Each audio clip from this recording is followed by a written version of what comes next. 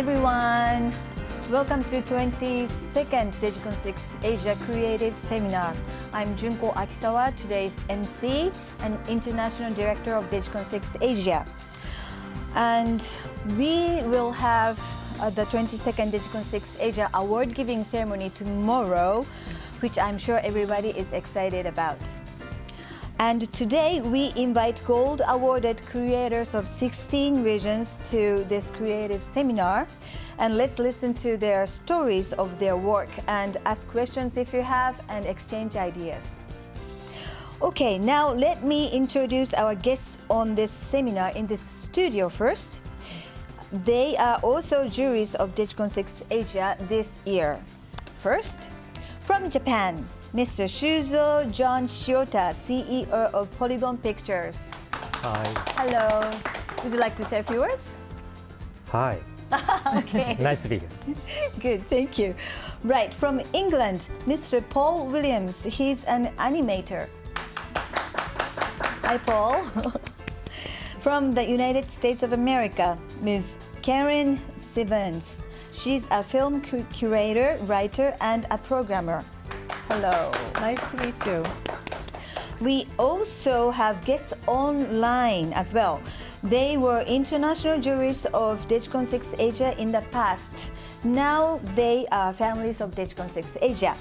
Okay, from Taiwan, Mr. Joe Ten, CEO of Nada Holdings. Hello, Joe. Hello, nice to see you guys. Hey, Joe. How are you today? Good. Good, thank you. Okay, from Singapore, Mr. Irvin Han. He is an animation director. Hi, Irvin. Hey, Irvin. Hello, hi everyone. It's good to be here. Good. Next, from Indonesia, Mr. Joseph Anji Noen. He is a film director. Hi, Anji. Hello, hello. Hello. Hi. Oh, good. Now I can see you. How are you today? Very good. It's rainy today outside. Oh, but really? Raining. Nice. Good. Thank you for joining. Okay, next from Hong Kong, Mr. Neko Tsing. He is an animation producer and critic. Hi, Neko-san. Hi everybody. How are you today? Fine, fine. Also, Good. Thank you for joining. Okay, now let's start checking the presentation movies of gold winners. We will find out the Grand Prix out of these works tomorrow. Okay, let's start with brand new DigiCon6 family, Laos.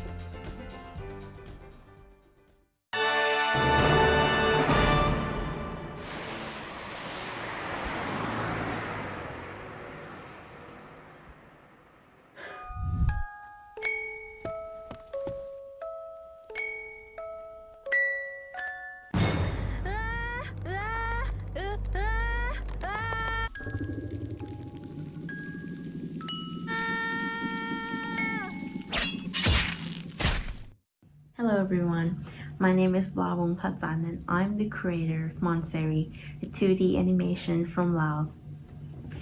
The story is basically about a boy who's trying so hard to go beyond his fear of going to the grocery store alone.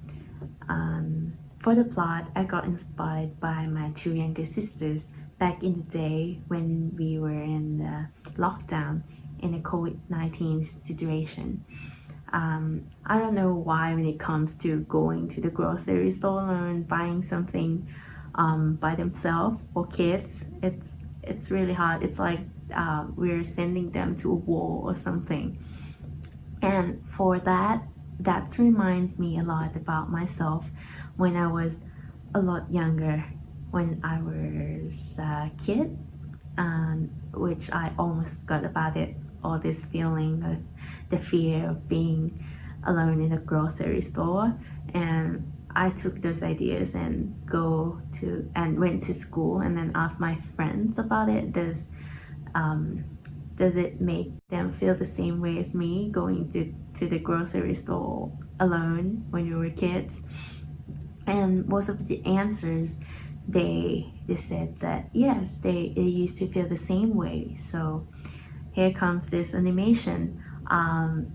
For those audience who used to feel the same way as me, who used to be scared of going to buy something alone, I hope you feel like you get that feeling. You get to feel that again, once again, even if now you are grown up.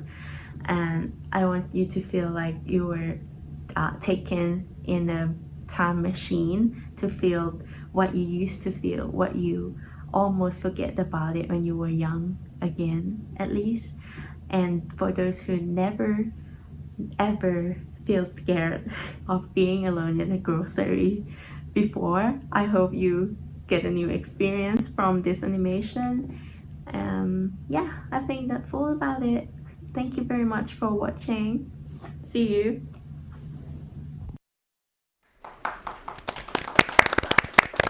Okay, we have Ms. Urabon Prachan with us online. Congratulations, Ms. Urabon. Hello. Hello. Good. Hi. How do you feel now? I'm really excited and seeing myself on screen embarrassed a little bit. Okay, you look really happy, right?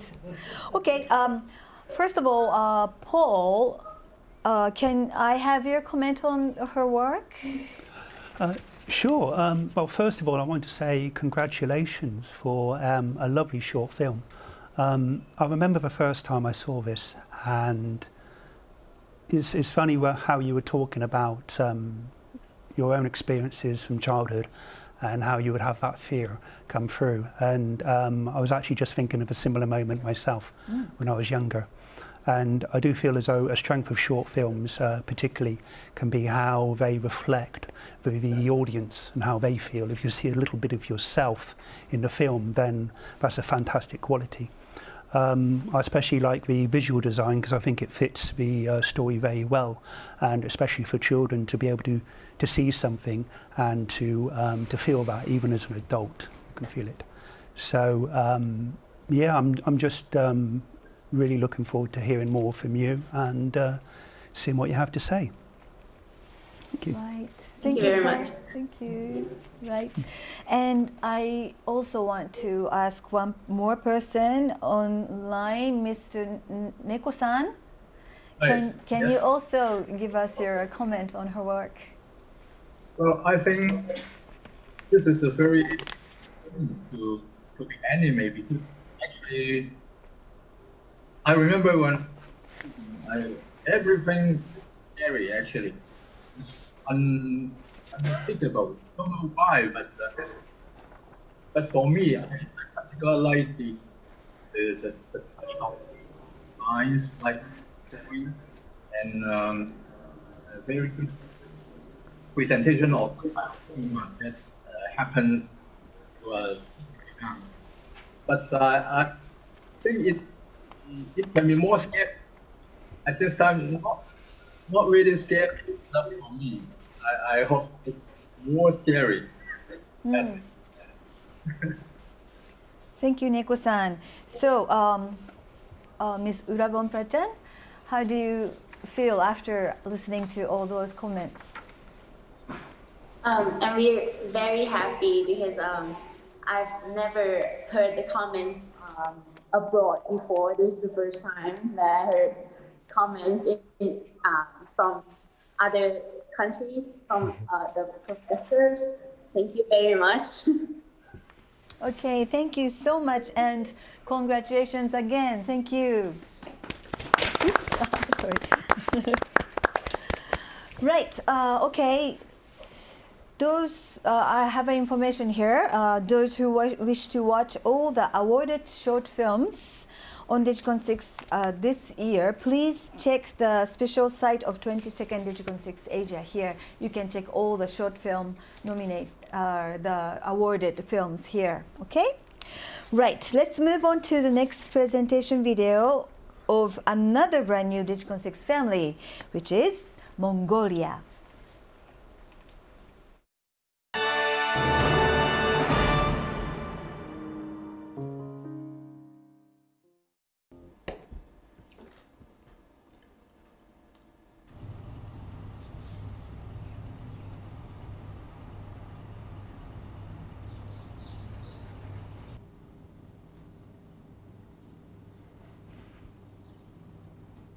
За сайн мэцгнөө намаа мөнхөр гэдэг би найз гасан дуртай хамтын гүнзгий өмсгөлгээ дур богино хэмжээний киног найруулсан байгаа. Тэгээд юуны өмнө энэ кинонуудад оролцож байгаа маш их баяртай байна. Тэгээд кинонууд тухайд ярихад бол эмэгтэйчүүдийн нийгмийн асуудал болоод нөгөө ингээд сэтгэл санааны асуудлын талаар ингээд айгүй их кино хийдэг юм байна гэж бид нэр ерөнхийдөө хандж гэлсэн. Тэгээд ер нь одоо яг ингээд ирчүүдийн тухай, яг ирчүүдийн юм асуудлын тухай, нийгмийн асуудал, сэтгэл санааны хямралын тухай ер нь нэг тийм кино байдгүй юм байна гэж ярилцаад яг энэ сэдвээр кино гэхээр бид нар шийдсэн. Тэгээд ерөнхийдөө зохиол гаргаад, төлгөө гаргаад тэгээд энэ киногоо хийгэр болсон. Тэгээд яг киноны хэцүү юм гэхээр яг бид нар нөгөө өндөр төвшин дээр ингээд зураг авалт хийсэн л дээ. Яг тэгэхэд ингээд бид нар хамгийн их санаа зовж ирсэн болохоор нөгөө жүжигчэндээ амар их санаа зовж ирсэн. Яагаад гэвэл ингээд 10 хэдэн давхраас ингээд тийм унахчгүй яачгүй гээд жүжигчний аюулгүй байдал санаа зовж ирсэн. Яг манай жүжигчин бол зөрөгтэй байсан л да. Ингээд авахулчих гээл тий. Тэгээд бид нар яасан судалжаад яг нэг уулан давирдаг хүмүүсийн яг ингээд технологиор нь тийм хамгаалтын юу хийгээд хамгаалтын одоо бэлтгээ хийгээд тэгээд зураг авсан. Тэгэл яг тэрийг ангуудаа яг дараа нь яг өөрсдөө гүнзгий yazглаа гэсэн. Тэгэл яг тавьшраад яг бид нэг давхурд ч юм уу те ингээд навхан барилгууд хийж болох л байсан л да. Тэгэхээр нэг паланы хувьд айгүй тийм хүчрэг болохгүй байх гэхээс бид нар бүр маш их хайсан. Тийм болохоор ингээд шууд яг зориглоод ингээд өндөр түвшин дээр авсан. Тэгээд яг хүссэн хэмжээндээ төхүүлхийг хичээсэн. Хэрнээ киноны багийн хувьд гэх юм бол бид нар манай баг бол зурлаач ингээд найруулагч зураачтаас нийлсэн ингээд нэг 5 гишүүнтэй гэх юм уу. Тэгээд бид нар яасан л да. Оюутан багтаа нийлээд одоо ингээд нилээд энэ жил бас ингээд юм богиномжны кино хийсэн юм баг бас. Тэгээд яг өөр нэг асуудал баг тулгарсан нь болохоор бид нар төлөвлөгөн дээр айгүй их цаг зарцуулсан. Яг ингээд зөвхөн төлөвлөгөө гээл те айгүй объектуудад үргэлжлэж үзэл яг ингээд төлөвлөгөөнд маш их цаг зарцуулсан болохоор зураг авалтын үед ингээд тулгарх хүндрэлүүд нэгэ баг байсан. Хэрнээ тэгээд энэ кинонод зохион байгуулж байгаа та бүхэнд нэгэ баярлалаа. Our new family Mongolia, we have Mr. Mukuhambaya Dambajaf with us online. Hello. Hi, congratulations. Can we have your comment? How do you feel now? Yeah, we are really excited. Good. All right. Yeah, we are good. We are really excited too. Can't wait. Right. Okay. Thank you. Okay. Then, Karen, can I have your comment on their work? Sure. Congratulations to you both. I'm so happy to hear that you had a safety harness on that actor. I was really worried about that because we see him from behind and it really looks like, well, we're not sure if he's going to jump or not. And so I'm glad he had a harness. I'm glad he didn't jump. And thank you also for telling us what prompted you to focus on a male instead of a female character. I think one of the most extraordinary things about your film is that you've chosen a style, a cinematographic style that really suits the theme. It feels claustrophobic, it's overlit, it's really closing in on you. You can really understand how that character feels. So you've done a great job. Congratulations. Thank you. Thank you. Okay, thank you, Karen. How about Angie in Indonesia? Can we have your comment on their work as well? Also, I want to say congratulations to the team for this film. Actually, when I watch this film, I feel also the feeling of depressive. Same with the feeling from the actor in the film. Means that all the mise-en-scène and all the arrangement that made by the filmmaker, it actually can tell the real situation of the character in the film.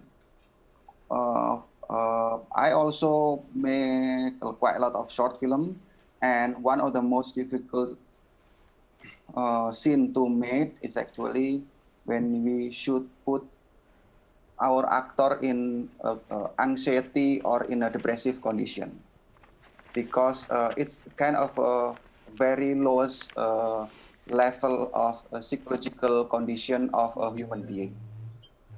And I think your film can complete those can overcome those kind of difficulty to share the situation of the depressive of this actor. But I hope you are not that depressive, and we are actually happy filmmaking. Thank you. Okay. Thank you, man. Right, thank you, Angie. So after listening to all those comments, how do you feel now? Do you have any, comments? Great thing, yeah, you're amazing. Okay. So we have Galsan Dorjnomch and Mr. Mukhambaya Dambajaf. Congratulations again, and thank you for joining. Okay, thank you. Thank you. Okay, let's move on to the next presentation video of gold winner of Hong Kong.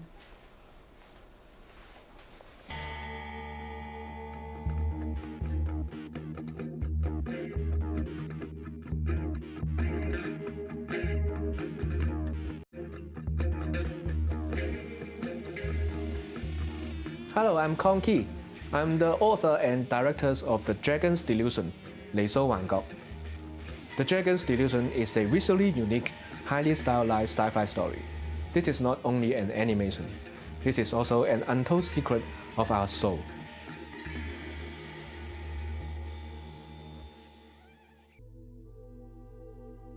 Some people think that we already live in the future.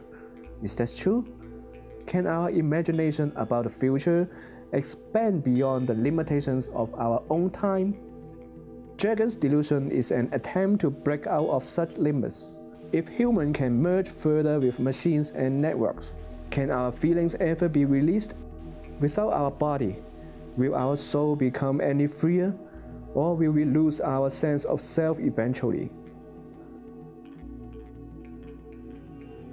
Although Hong Kong is a very small city, its legendary history and futuristic outlook give us a lot of inspiration.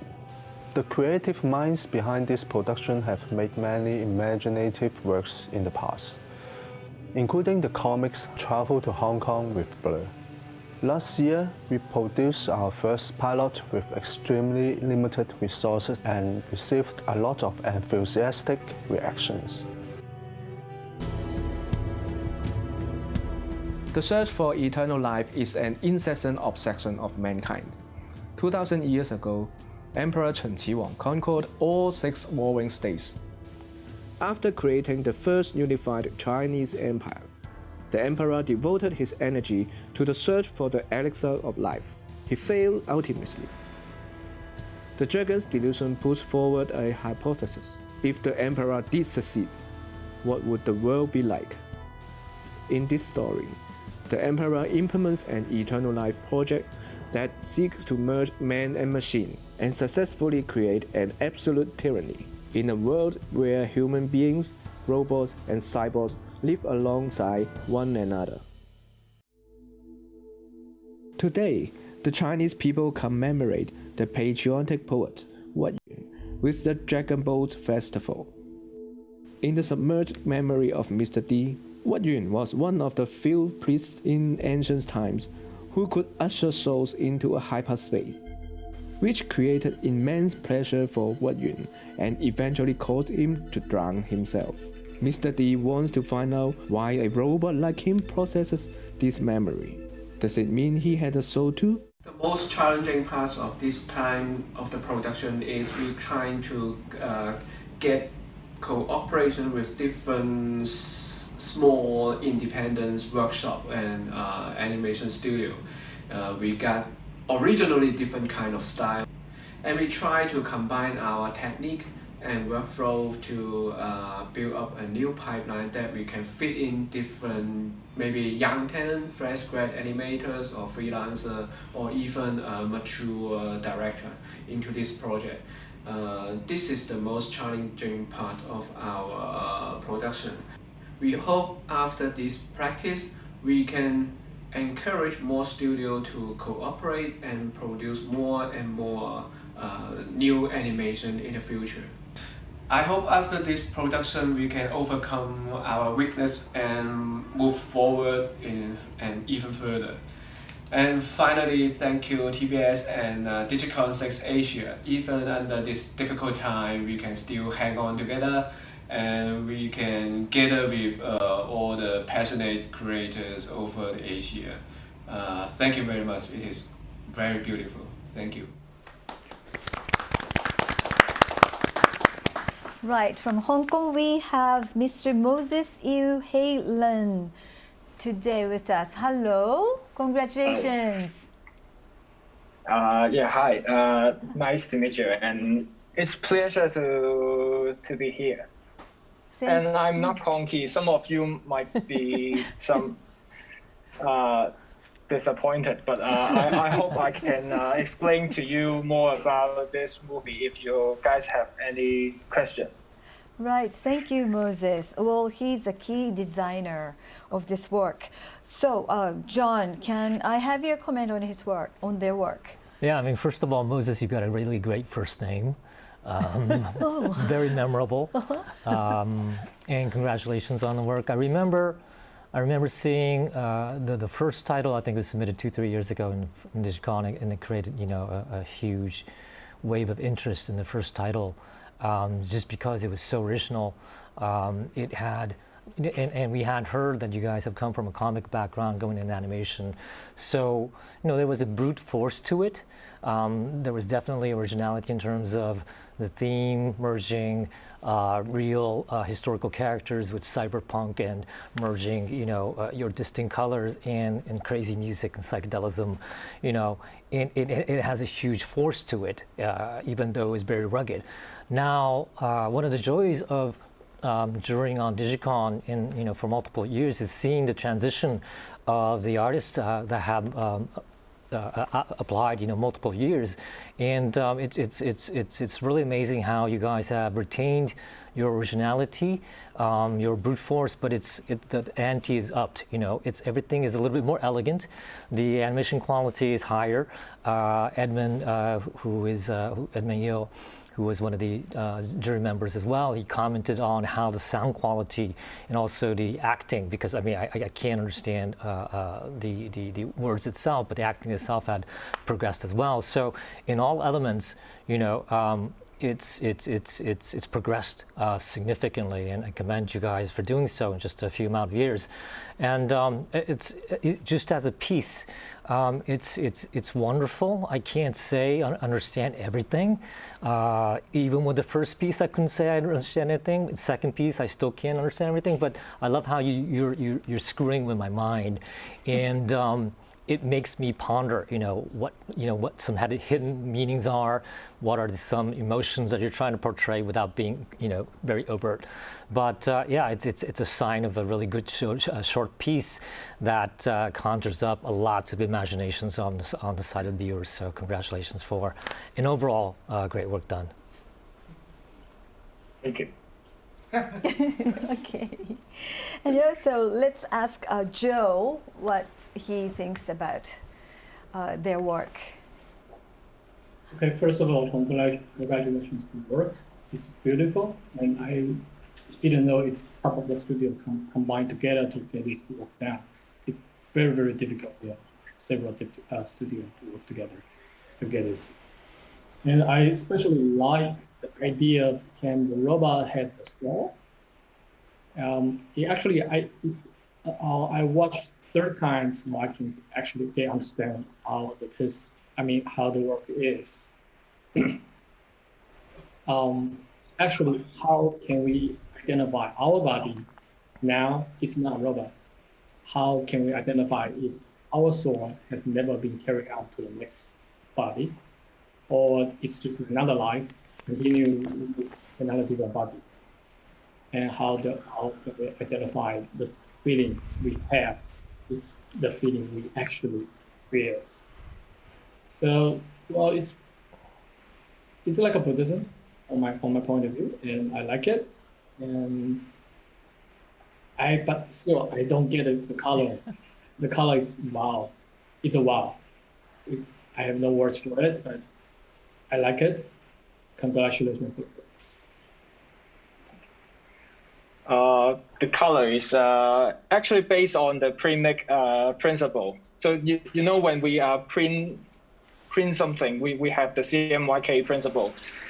So then we try to adopt this principle into our creation. So you can see the whole world, even the characters, the face is not actually our body's color. It's a sharp yellow, and we use some sharp red, some sharp blue. So then create a very unique, colorful world to present our stories.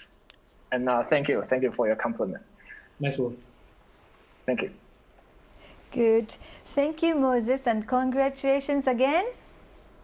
Thank you. Thank you for joining. Thank you. Right. Okay, then let's move on to the next presentation video of a gold winner of Cambodia.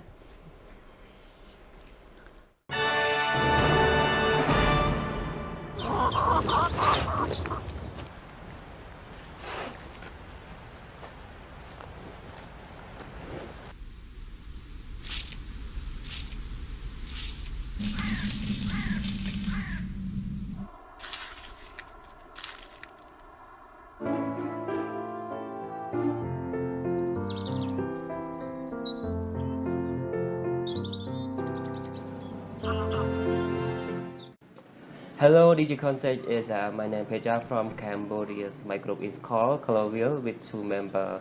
Another member, his name Omsalavijat, but he's not here. Today I'm very happy to join DigiCon6 ASIA to talk about my animation.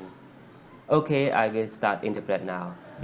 My animation is titled Today for Tomorrow. This is the first animation. We did not learn how to do animation before, but we just learned by YouTube. I draw and let my friend do it at his house. We cannot do it together because we did not have much time for do it. When I finish drawing a scene, I send it to him by Telegram or Messenger, and he sent it back to me when he's finished. There are the consequences for animation. We spend a day for drawing one scene and 2 or 3 hours for animating. In total, we spend a month for the animation. For the reason that I made it, because we chose nature first. We are the most nature-loving people. We know that the planet is being affected by deforestation, global warming, climate change, and the loss of wildlife. We create the characters of smart rural girl and try one by one to change from dry area to green area. When she saw that her village without tree and it was so hot and dry, she had an idea. She tried to plant despite the obstacle. She also take the children in her village the benefit of planting and seedling too. After planting and seedling together, her village has finally become a beautiful village full of tree and flower. In our animation show a rural scene in Cambodia, we want to educate people around the world to love and participate in planting trees together. I remember when I was young, my teacher said to me, Cambodia people must plant at least one, because of this word I remember is so far. We have come together to create this animation. So what is what we want to explain, and hope that when you watch it and will understand what we want and join love our nature together. Plant the tree today for tomorrow and for the future. Thank you for animate present on DigiCon6 ASIA 22. Please protect yourself from COVID. Goodbye. Right, we have from Cambodia, Mr. Paetcha and Mr. Saravichet. with us of Color Wheel team. Congratulations. Hello, how do you feel now?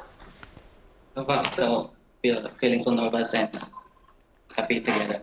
Happy together, that's good. Good to hear that. Right, then Paul, can I have your comment on their work? Sure. Well, first of all, I have to congratulate you because to learn how to animate from YouTube and to create a short film which has gotten into DigiCon is a phenomenal achievement.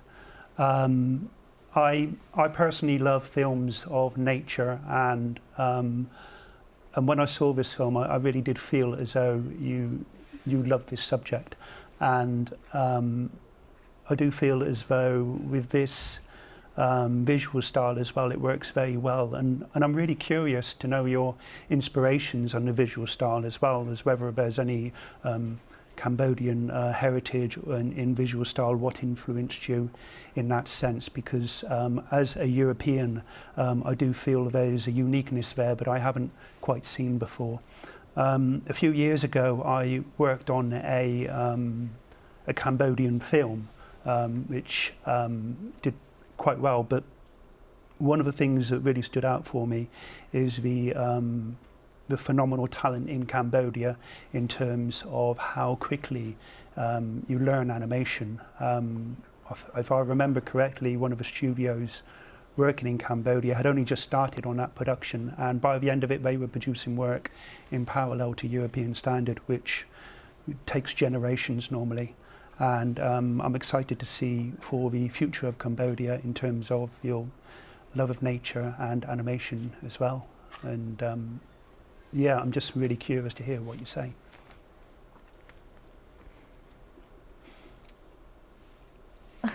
Okay, thank you, Paul.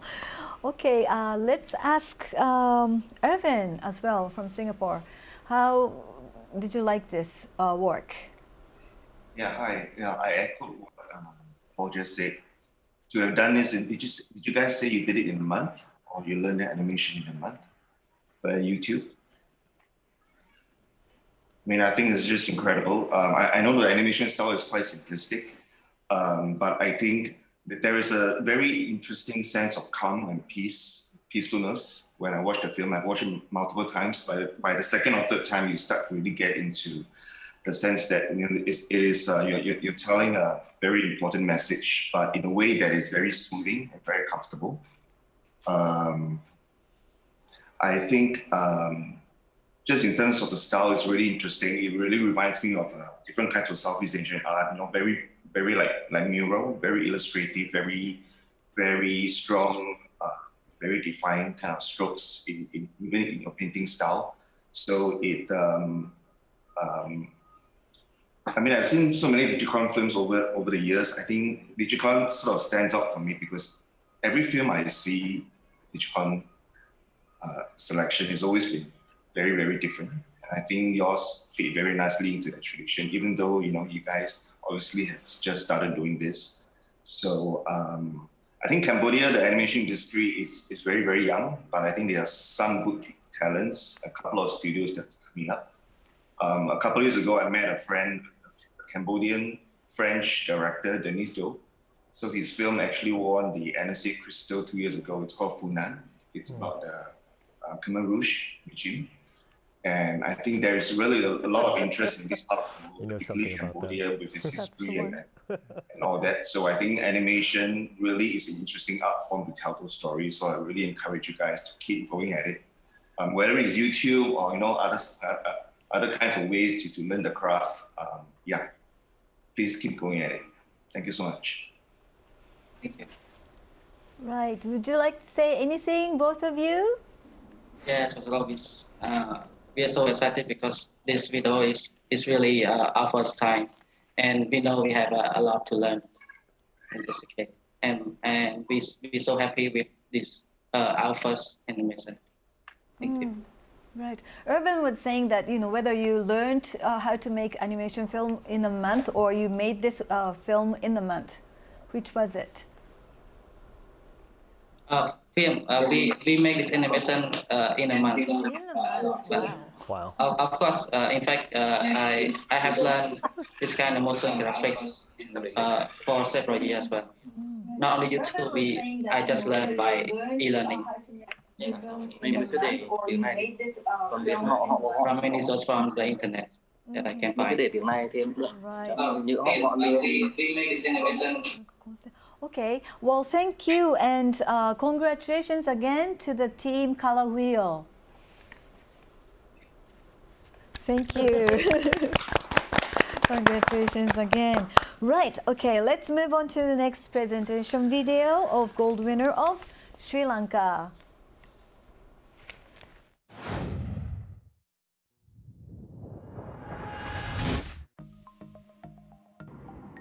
Hi, I'm Pasang from Sri Lanka.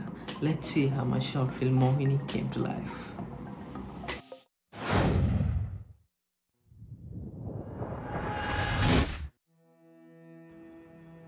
My short film was built around an urban myth about a ghost named Mohini. Her name is quite famous in Sri Lanka as well as in India. I'm sure any local will get shivers by just hearing her name. It is said that this ghost has a special liking towards young men. One of her main tactics to capture people is to use her baby as a bait. She follows people at midnight and asks them to hold her baby. While the victim is distracted by the baby, she quickly snatches them by their throat. Pretty creepy, right?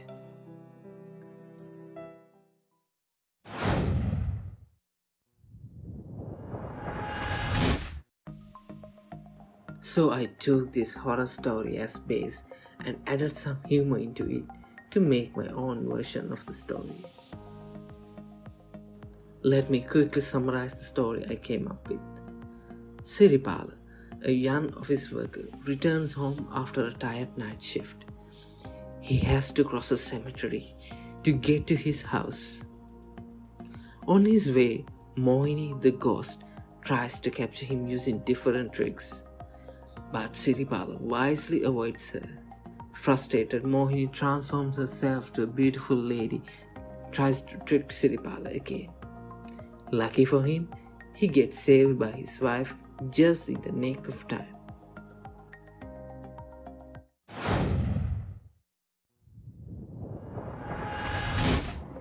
Although this is a comedy film, I try to convey a hidden message. When Mohini is old and ugly, Siripala does not fall into her trap. But when she turns herself to a beautiful lady, Siripala easily gets distracted and falls into her trap. So the moral is, appearances are deceptive.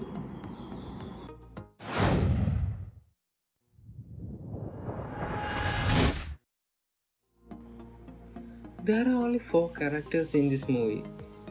I first did some rough sketches, then started modeling using Autodesk Maya software. I stick to a more cartoonish, stylized look. Also, I had to follow clean topology so it will be easy to do animation later on. After modeling, then I did texture painting using Photoshop.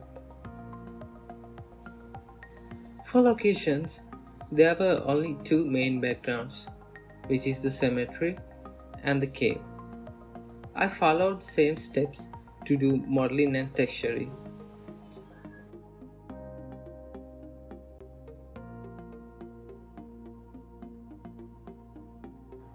Next step was rigging.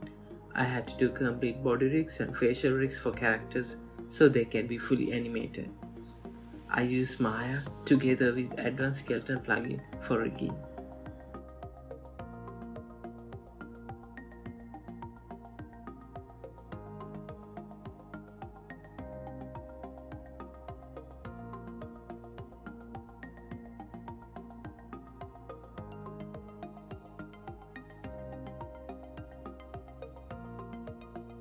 After rigging comes the animation part. Well, it was my favorite part. Before starting animation, I shot some video references so it is easy to make the animations look much more natural. In addition to the natural body movement, I followed a cartoonish style of animation to match the character design with a lot of squish and stretch.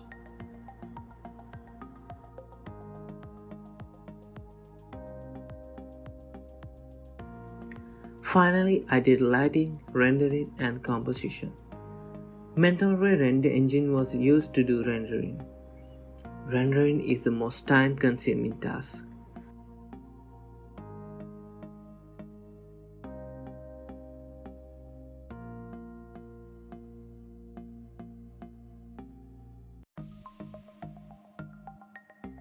After rendering, all the shots were color corrected and composed into a single movie. For this, Adobe After Effects software was used.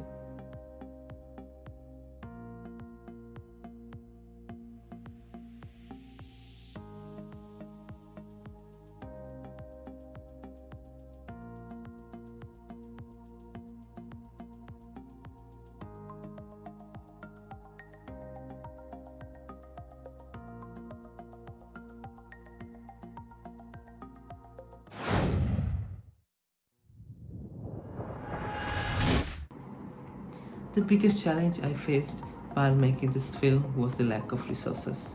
I only had a small computer at that time. Even the rendering was done on this single machine. It took almost 2 years to complete this whole project.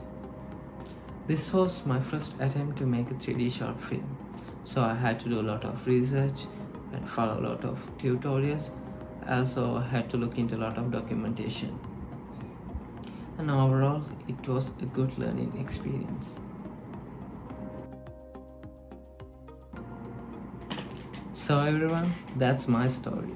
Hope you have enjoyed.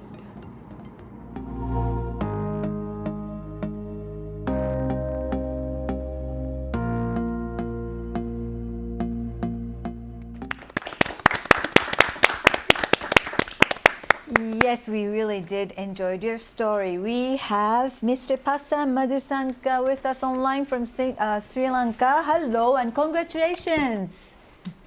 Thank you very much. How do you feel now? I feel really, it's an amazing experience. Thank you for having me. Good. Okay. So let's listen to what John says to his work. Yeah. So congrats, Pasan. It's Sri Lanka is a relatively newcomer to the DigiCon family. As far as I remember, most of the submissions I've seen were live-action short films, and so it's really welcoming to see animation from Sri Lanka, and even more so to see a CG animated piece. And so, I mean, Pasani, in case you don't know, I run a CGI animation studio in Japan. So it's CG obviously is part of my life, and I make a living out of it, and so I have a very close, affinity towards CG animated films. And at the same time, I do have a more critical, view of CG animated films for the same reason. But first and foremost, your introduction piece, the backgrounds of making the piece was very well constructed. Your narration of the origin of the story itself was really scary, by the way. I mean, your narration was super scary. You should do that as a living, maybe. But it's really gratifying to hear that this is your first CG animated piece, and it took you, close to 2 years. Pretty much full on your own with very limited computer resources and just learning on your own, which I think is beautiful and all the more commendable, because I think it's all the elements of the short, inclusive of the design, the modeling, the rigging, the animation, and the effects, lighting, composite. It's on a generally good level. It's, of course, there are elements for progress, but for something that you pretty much done on your own, learned on your own, the fundamentals are nearly there. So I was saying to the jury members when I first saw this, it's like it's quite surprising that to see a CG animated piece from Sri Lanka, and also the fact that the foundations are nearly there, and so I see a lot of room for growth. So I'm really interested to see after this film how your career pans stands out and how you progress in future subjects that you create. So again, I really look forward to see more of what you do in the future. So congratulations. Thank you very much. Right. Okay, then how about Joe in Taiwan? How do you feel about his work? Oh, first of all, congratulations to the work. It's very interesting project, and it's. I heard that you've been working on this project on your own for 2 years. It's very, very difficult to keep on the same work for 2 years alone. And welcome to the animation world. This is how we can face in this industry. And I like the work. I like the sense of humor, and we have a similar kind of myth story in Taiwan as well. And it's very important to have a wife that save your ass when you need it. And it's very funny at the end. So I like your humor and nice work.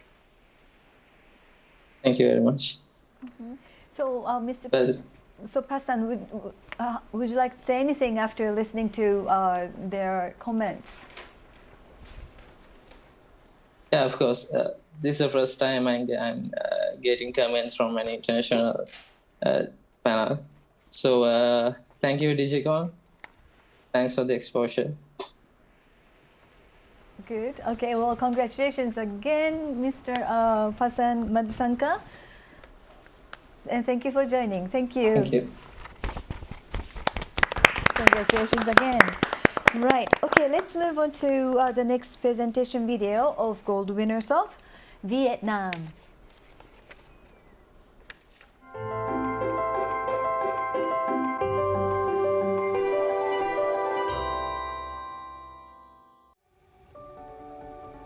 Hiện tại ở Nemos chúng tôi đang có một hoạt động làm phim nội bộ phi lợi nhuận có tên là 3 tháng một phim.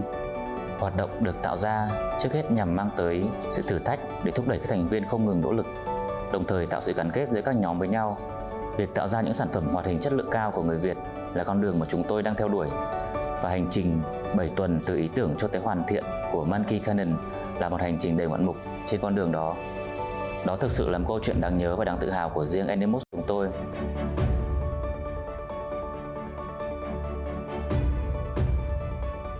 Khi mà nhắc đến sản xuất hoạt hình 3D thì đó là cả một quy trình vô cùng đồ sộ, dài hơi và tốn kém. Để mang lại được cảm xúc cho người xem thì nó đòi hỏi rất nhiều yếu tố. Thứ nhất là về chất lượng hình ảnh, thứ hai là về cách kể chuyện, và thứ ba là về âm nhạc. Trở lại với câu chuyện của chúng tôi, việc đã quá quen thuộc với môi trường áp lực có thể là một con dao hai lưỡi. Nó khiến đôi lúc chúng tôi nghĩ rằng cứ cố gắng hết sức là xong. Chúng tôi đã đưa ra một quyết định có phần hơi bất thường và mạo hiểm vào thời điểm đó. Bên mình nhận được cái thông tin nó có cuộc thi như thế thì công ty hiện đang chạy 2 cái dự án khác song song rồi. Về cái nguồn nhân lực là nó cũng đang rất là hạn chế. Bên mình nhìn cái deadline đấy thì cũng cái suy nghĩ đầu tiên của mình đấy là chắc là phải hẹn lần sau rồi, cũng không thể kịp được. Đó là một quyết định mạo hiểm đối với chúng tôi. Cái thứ nhất, nó có thể ảnh hưởng đến uy tín của Animus Studio nếu chúng tôi không hoàn thành đúng thời gian. Cái thứ hai là có thể ảnh hưởng đến tinh thần của những người tham gia trong nhóm. Tuy nhiên cái cuộc thi đấy thì qua tìm hiểu thêm thì bên mình cũng thấy rất là hứng thú. Mọi người cũng thấy và bản thân mình thấy đấy là một cơ hội để mà bên mình thử nghiệm và đánh giá xem thử cái trình sản xuất thời gian thực cái giới hạn nó đến đâu và tốt hơn như thế nào so với quy trình truyền thống. Khi chúng tôi quyết định tham gia cái giải DigiCon6 ASIA thì nghĩa là chúng tôi đã đặt ra cho mình một cái thử thách là với chất lượng như vậy trong thời gian cho phép, thì với cương vị là một người đạo diễn thì tôi quan niệm rằng là mình sẽ phải là người muốn làm cái bộ phim, hoàn thành cái bộ phim này hơn ai hết.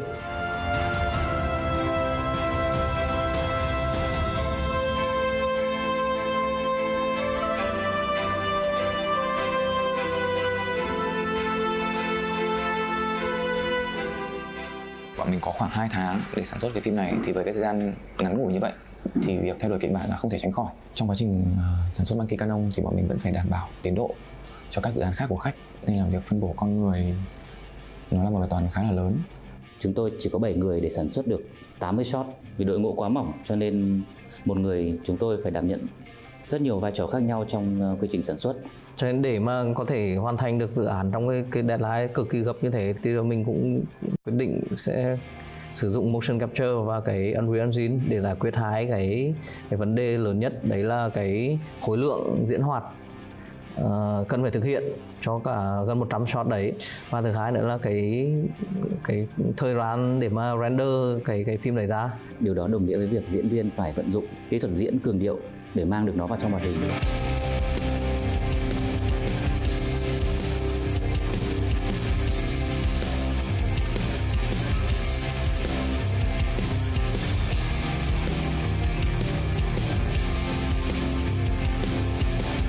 Mặc dù đã sử dụng motion capture để rút ngắn thời gian sản xuất, tuy nhiên thì khối lượng công việc vẫn còn rất lớn, khiến chúng tôi phải liên tục làm việc vào ban đêm. Chúng tôi đã phải cắt ngắn từ hơn 100 cảnh xuống còn 80 cảnh, khiến cho nội dung của phim bị ảnh hưởng rất nhiều. Chúng tôi đã quyết định là nhấn mạnh vào cái việc thể hiện cảm xúc và âm nhạc trong phim.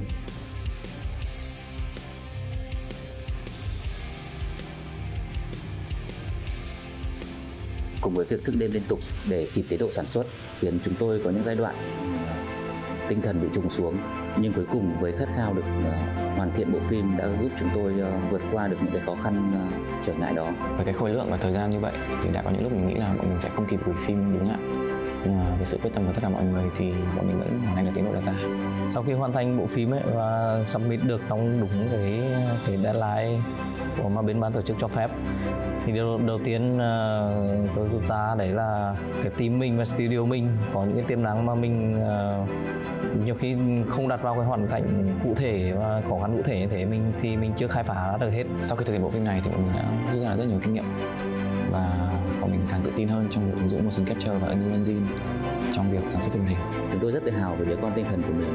Trong tương lai thì Animus vẫn sẽ tiếp tục cho ra đời những sản phẩm hoạt hình chất lượng. Chúng tôi mong muốn cùng với những studio hoạt hình khác của Việt Nam làm phong phú thêm cho nền hoạt hình nước nhà. Và Monkey Cannon vẫn đang tiếp tục được chúng tôi hoàn thiện về mặt nội dung và hình ảnh. Hy vọng phim ngắn sẽ sớm trở lại với một diện mạo chỉn chu hơn.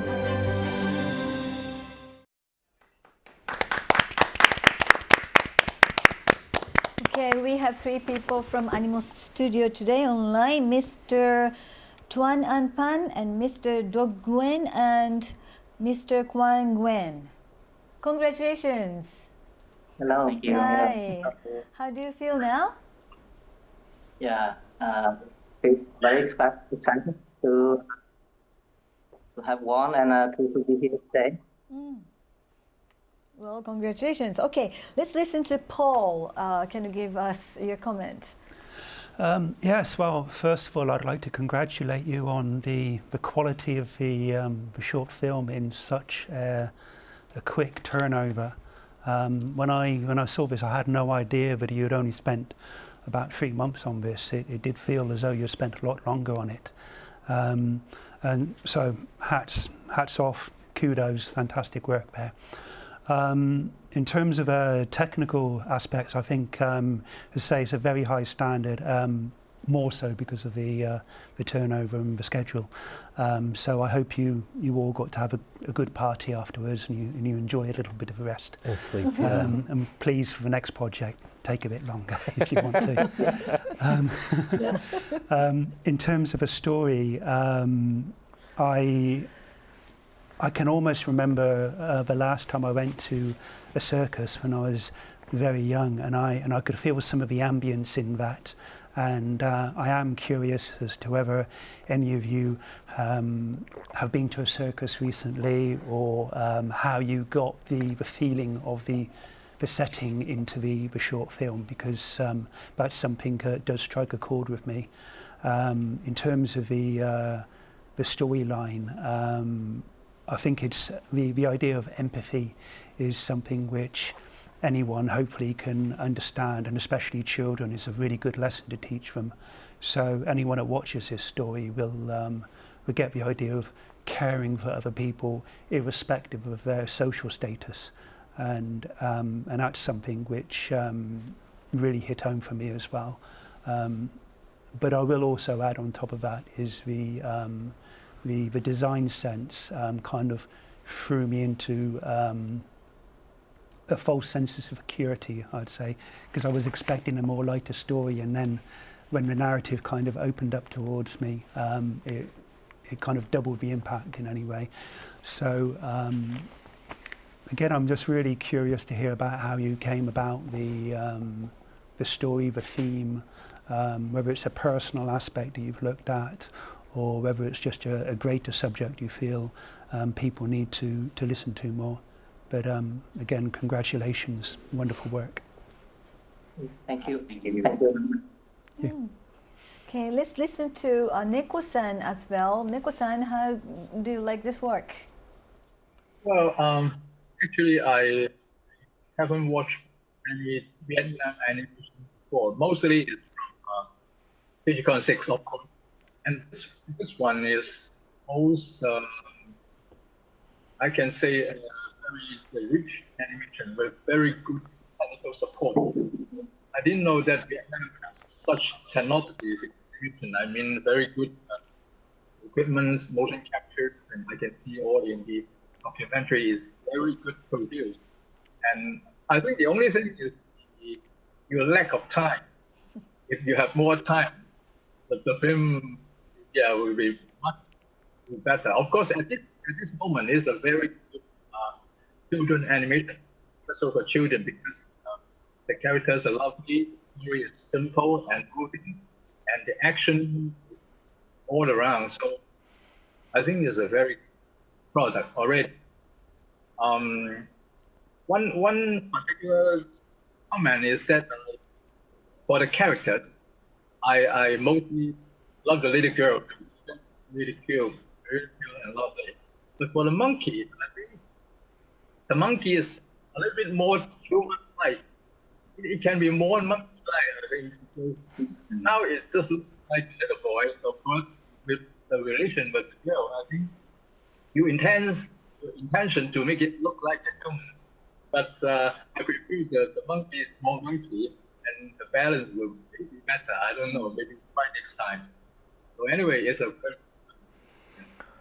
right. Thank you. Okay. Would you like to say anything after hearing all the comments? Yeah. Any monkey issue? First of all, to thank DigiCon and the guest for encouraging work.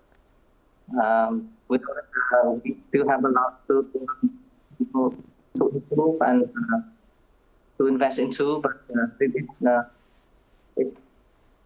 it's something that really make us more confident to creating getting further content. Okay, good. Can I ask one question? Oh, yeah, technical sure. question? John wants to ask questions. So, which part did you guys use Unreal Engine to as a render? Was it rendered in Unreal? Actually, we did pretty much almost every production thing in Unreal Engine, both previews and blocking layout and also rendering. So it's straight from storyboard and Maya into Unreal Engine. So very little composition job afterwards. So we try to do everything in Unreal to save time. Wow! Congratulations. I know how complicated it might be. Although time saving, sometimes with lots of complications and unseen errors, and so all the more congrats. Right. Okay, well, big applause and congratulations to the Animo Studio. Thank you very much for joining us. Thank you. Okay, I have an information here. Again, those who wish to watch all the awarded short films on DigiCon6 this year, please check the special site of 22nd DigiCon6 ASIA. Right, okay, let's move to the next presentation video of a gold winner of Thailand. Hi everyone, we are from Thailand and are here to tell you a bit about our work, which is called ละครเล็ก or Thai Small Puppet. Thai small puppet is the art which needs three people moving as one to deliver delicate and seamless move by using small hand puppet as a way to deliver their story. Even with this delicate move and intricate art, this small hand puppet is disappearing as time goes by. There are many dance theaters that have closed down due to lack of interest from current generation. Some feel that this art is too difficult to have a deep understanding. But we as a group have different viewpoints. Our aim is to promote this wonderful art by using animation as a channel and hope that this will make it easier for everyone to understand, absorb, and appreciate the art, and maybe they will take more interest in preserving such an art. The story is about a high school boy who has a bad experience with performing Thai small puppet dance and has stayed away from it. One day, he saw an announcement that the dance club, which is full of good memory, will be shut down. Friends from the club are trying to bring him back to perform the dance so that the club can remain open and continue to perform this art. As every project, we did face some challenges, and we think that the hardest part is to find the right expert of this field, as the art itself is dying out. Most of them are quite reluctant for us to refer them as experts, and therefore not so willing for us to step into their workspace to see how they still continue to pass on this art to a small group of young students. There was only one place that let us in and allowed us to be part of their dance classes. They trust us that we will do our best to promote this small hand puppet by using animation technique. This is about combining our passions, that is Thai art and animation, to promote and preserve this delicate art from disappearing. We hope that we can be a small part that helps promote and preserve this art and let this art remain visible and allow others to appreciate such a wonderful Thai hand puppet dance through our work. Hope that you all will enjoy our work and will appreciate our Thai culture and art. Thank you.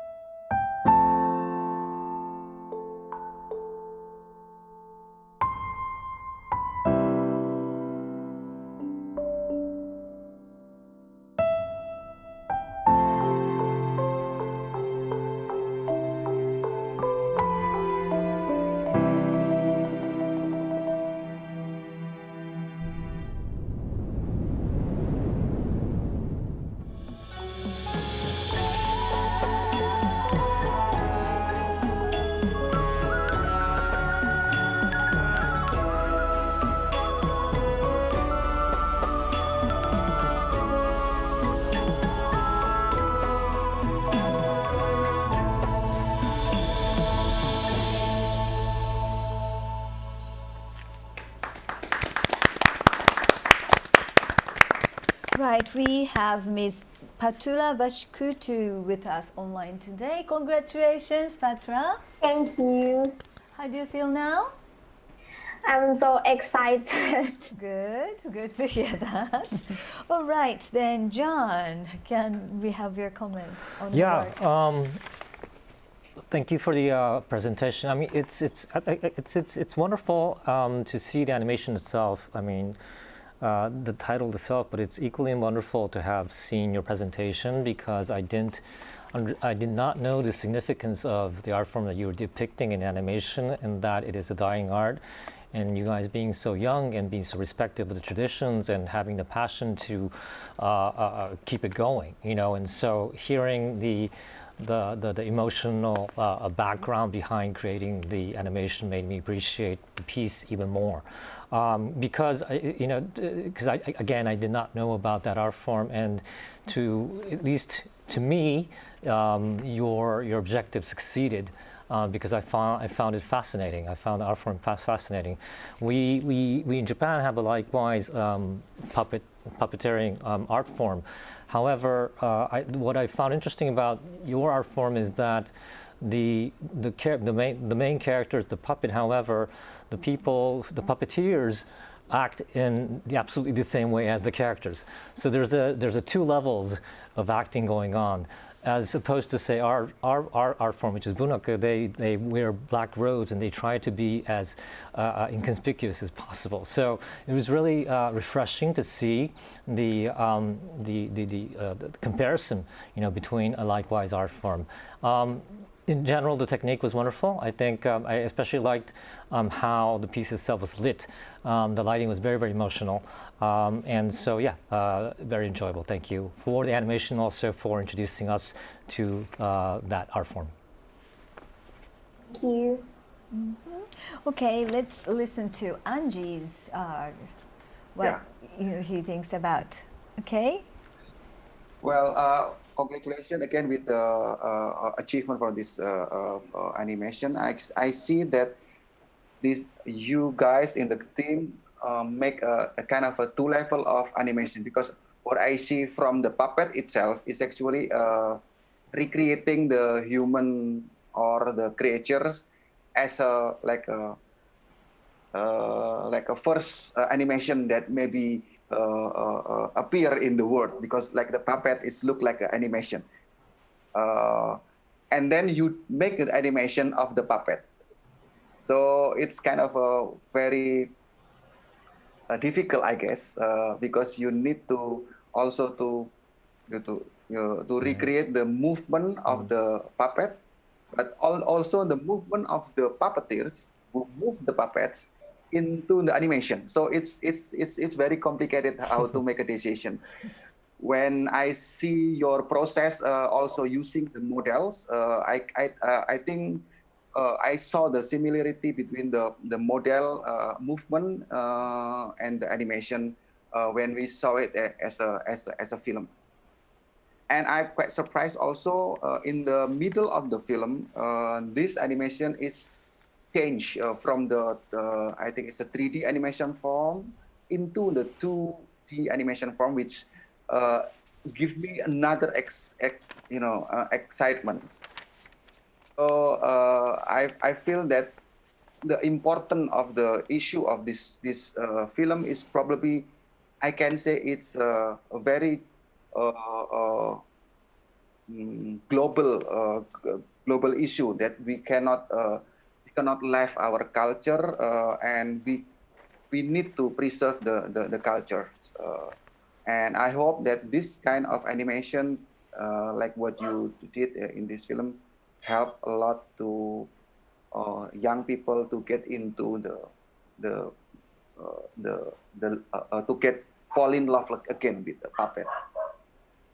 Thank you. Thank you. Right, Ms. Patra, would you like to say anything after listening to their comments? About the animating the puppet and the character, yes, it's the most difficult part for us, because we have like 4 characters in the scene, and not mention that about the rendering, it takes like forever. Forever. Right. Well, Patra, do you dance as well? Do you do that art? Our group have a chance to have lesson with them, but not good as them. Okay. Right. Anyway, congratulations to you all. Thank you. Right, and thank you for joining. Thank you. Okay. Let's move on to the next presentation video of a gold winner of Malaysia. Hello everyone, my name is Chen Hui and I'm the director of Fatmiba Productions. We are a team of digital animation and illustration students from the One Academy of Communication Design in Malaysia. In this video, I will be presenting my team's graduation short film titled A Folded Wish. Do you believe that wishes come true? Sometimes all a sickly child can do is to believe in the power of a single precious wish. It becomes their source of hope, strength, and joy. Inspired by an ancient Japanese legend, A Folded Wish explores the influence of a wish shared by a pair of twin sisters, believing that the gods would save them from their illness if they folded 1,000 origami cranes. This belief is known as Sembazuru in Japanese and is traditionally practiced in hopes of recovering from an illness or as a symbol of peace at war memorials. Set in the 1940s during the Showa era in Japan, our story laments the incurable tuberculosis that devastated the world. Many patients could only remain at home until they succumbed to the illness. This historical fact was used as the underlying background for our film. During the pre-production stage, the team worked a lot on the plot of the story as well as the designs of the three characters in our film. We sought to explore the connection between a pair of twin sisters as they share a particularly strong bond since birth. Regarding the characters' appearances, we eventually decided on thinner-looking silhouettes in casual clothing because the sisters are sick and stay indoors most of the time. Besides that, we also subtly placed some storytelling elements in the environment of our short film. An example worth mentioning is that the futon blankets were originally separated, but the sisters had decided to sew them together. This symbolizes a tight bond between the pair. Despite never appearing in the film, the team had established some family background information through some photographs. The sisters' father is a soldier who had gone to war and never returned, while their mother had passed away from the same disease, hence leaving Obachan to act as the sisters' caretaker figure. In terms of the software used, A Folded Wish was created mainly using the 3D computer animation software Autodesk Maya and rendered with V-Ray. ZBrush, Substance Painter and Adobe Photoshop were also used in the creation of the assets and textures. Besides using GeoMaya Hair Tool in the creation of the characters' hairs, XGen also helped to further enhance the visual details on the characters' clothing. For post-production, Adobe After Effects and Adobe Premiere Pro were used for compositing and editing respectively, while Sona X3 Producer was used to compose the music. Since this is the team's first ever experience in creating a 3D animated short film, we ran into various creative and technical issues, especially in the beginning of the project. We are, however, fortunate enough to have very strong team spirit, and the team members gave each other encouragement throughout the different stages of film production. We always maintain a positive and growth-driven mindset and strive to learn from our past mistakes. Besides that, we are also very grateful towards our families and friends, as well as our lecturers who patiently guided us towards the completion of the film. We will definitely continue to grow and leave our colorful trails in this creative industry. With all that being said, the team feels happy and honored to receive a lot of kind and positive messages since the release of our film in April this year. We are also delighted to hear that viewers from all around the world are able to learn of this beautiful Sembazuru tradition through our film.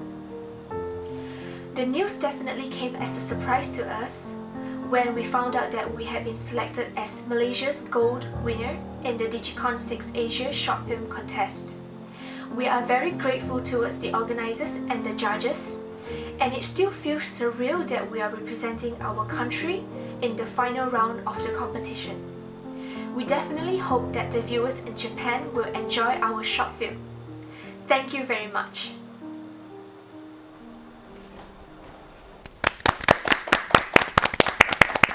Yes, we have Ms. Yo Chen Hui of Artmoeva Productions with us online. Congratulations! Hello. Thank you very much. How do you feel now?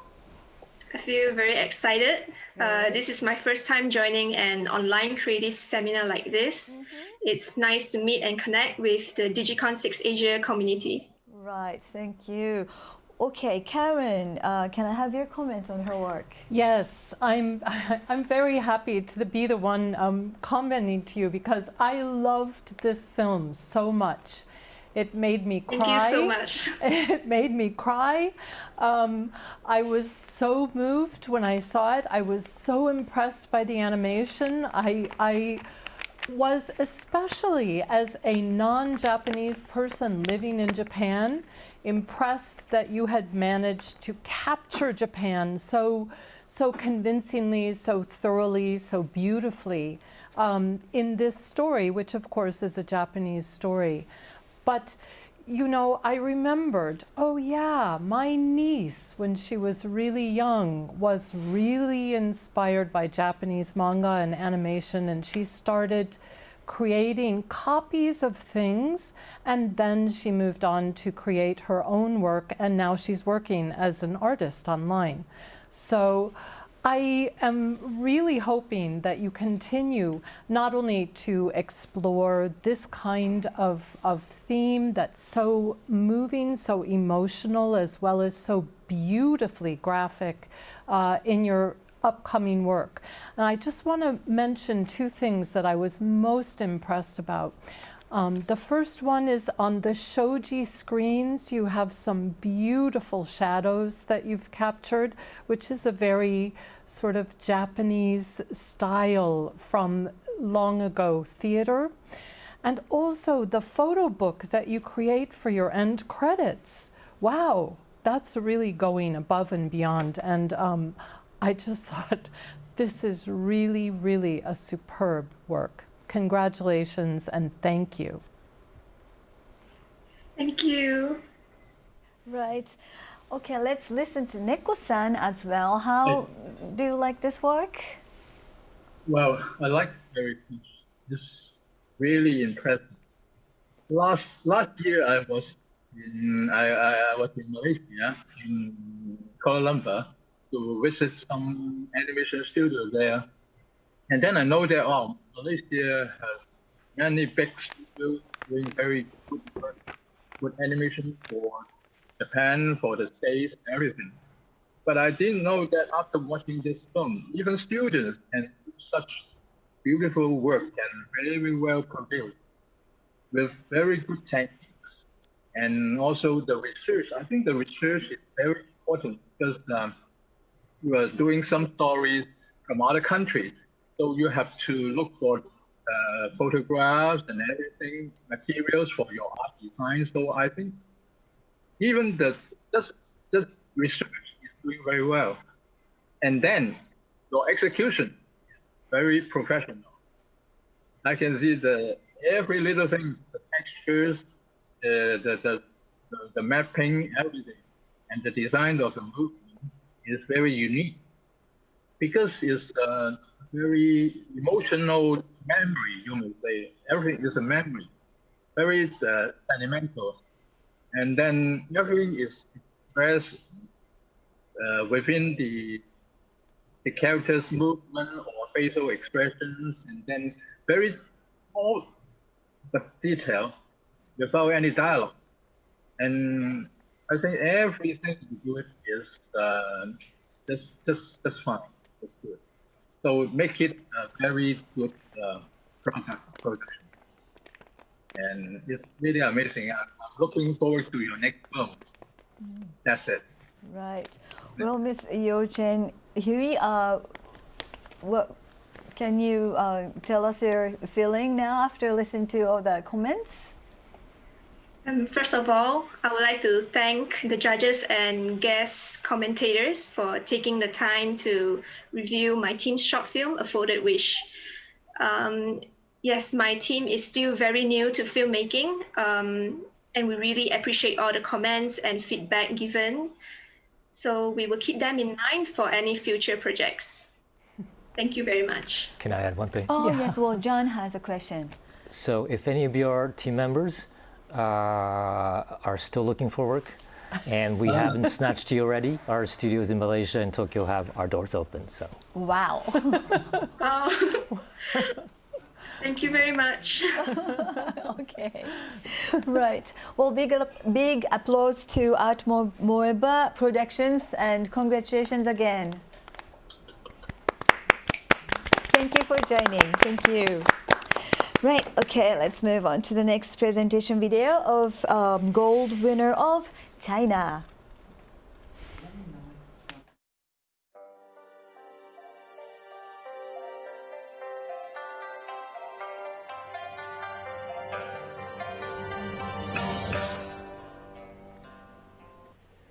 Hello everyone, I'm Li Bofan, the director of The Song of Yue.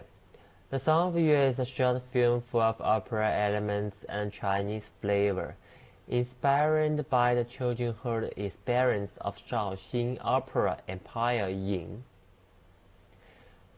When we mention the Chinese opera, the first impression may be Peking opera, and we may say fast, magnificent, mailing, or other words to describe Peking opera.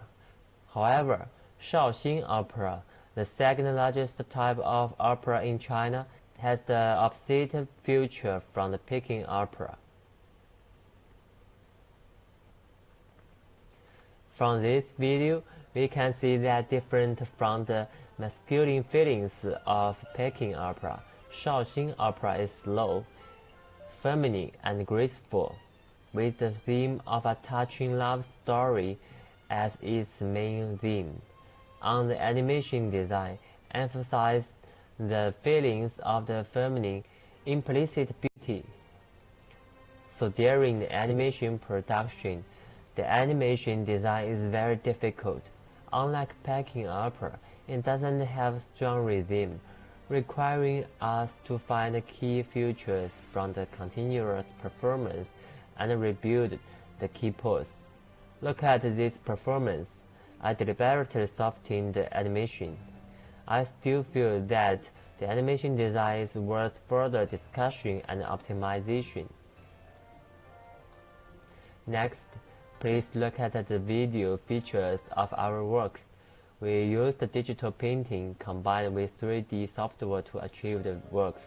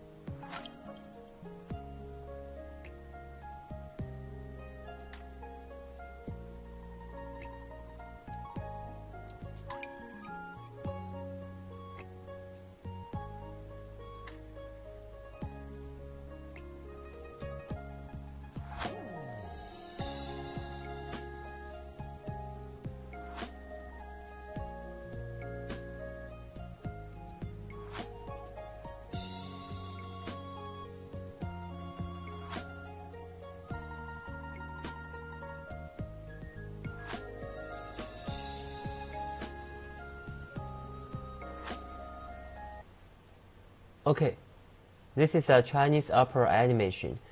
While optimizing the production process with computer technology, I don't want the rendering effects to be realistic.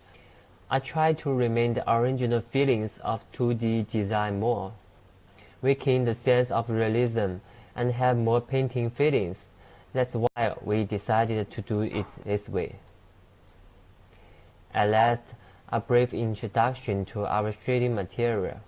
In the process of adjusting, the influence of illumination colors was added to the tone material and simulated the 3D GI environment color. And according to each shot's environment light color matching needs, the colors in each material can be adjusted. The final compose is mainly based on the following 3 layers: wireframe, tone, and material with adjustable counter light based on the light angle. Then, use other software to adjust and refine the results. This is very meaningful creation experience. We learn a lot in the process.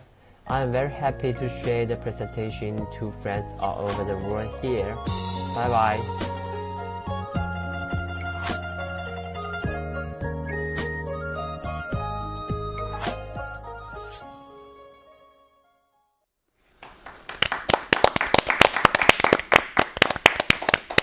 Okay, we have Mr. Bo-Fan Lee in China online today with us. Hello and congratulations. Thank you. Can you tell us how you feel now? Maybe I think it's a very special experience. And thank you for all over the friends. Okay, thank you. Okay, let's listen to Paul. Can you give us your comments on their work? Yes, well, congratulations on a wonderful short film. When I saw this the first time, what struck me was the visual design and how it works so well with the theme and the storyline. I'm a 2D person, so I love the idea of using animation to blend reality and imagination and to push things into different directions. And with this, I particularly noticed how the background characters didn't have any eyes, and it reminded me artistically of Modigliani, an Italian painter who, when he did draw the eyes, or paint the eyes rather, it would be a pathway into the soul. So the main characters having fully formed eyes initially made me connect with the main characters in this story, and I really like this sort of playing with reality and making an artistic choice for the betterment of the story.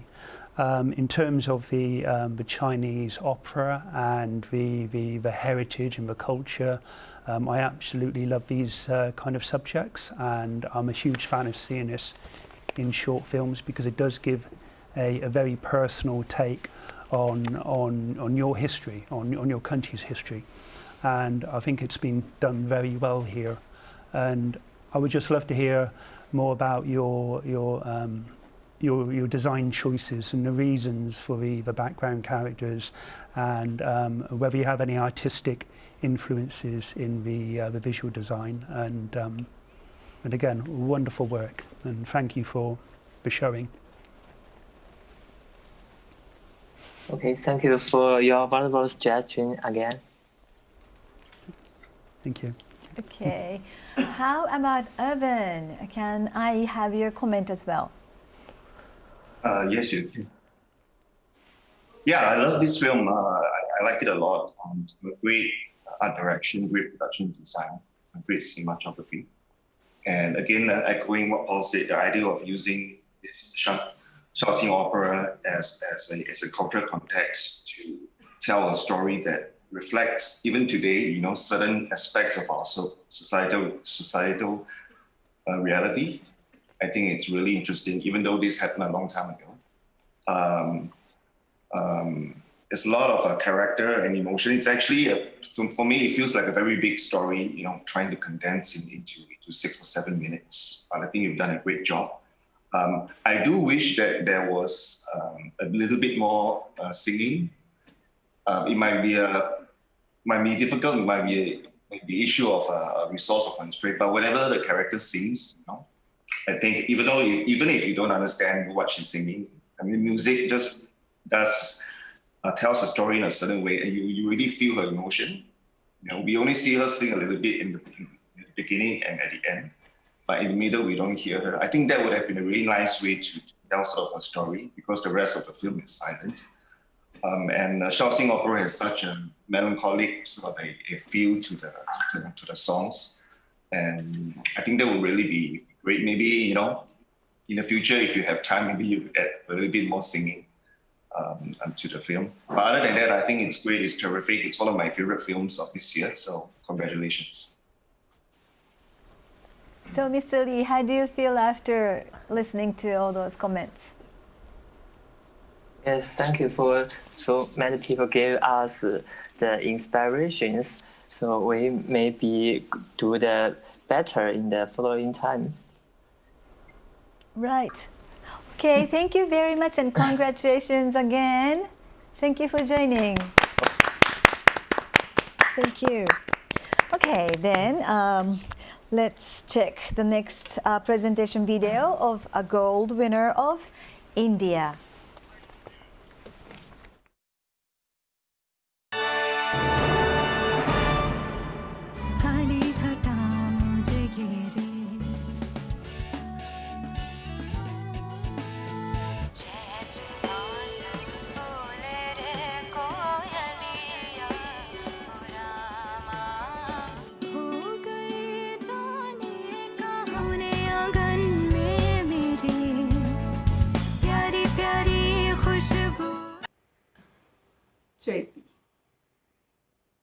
Chaiti is a music video which we made using the medium of animation.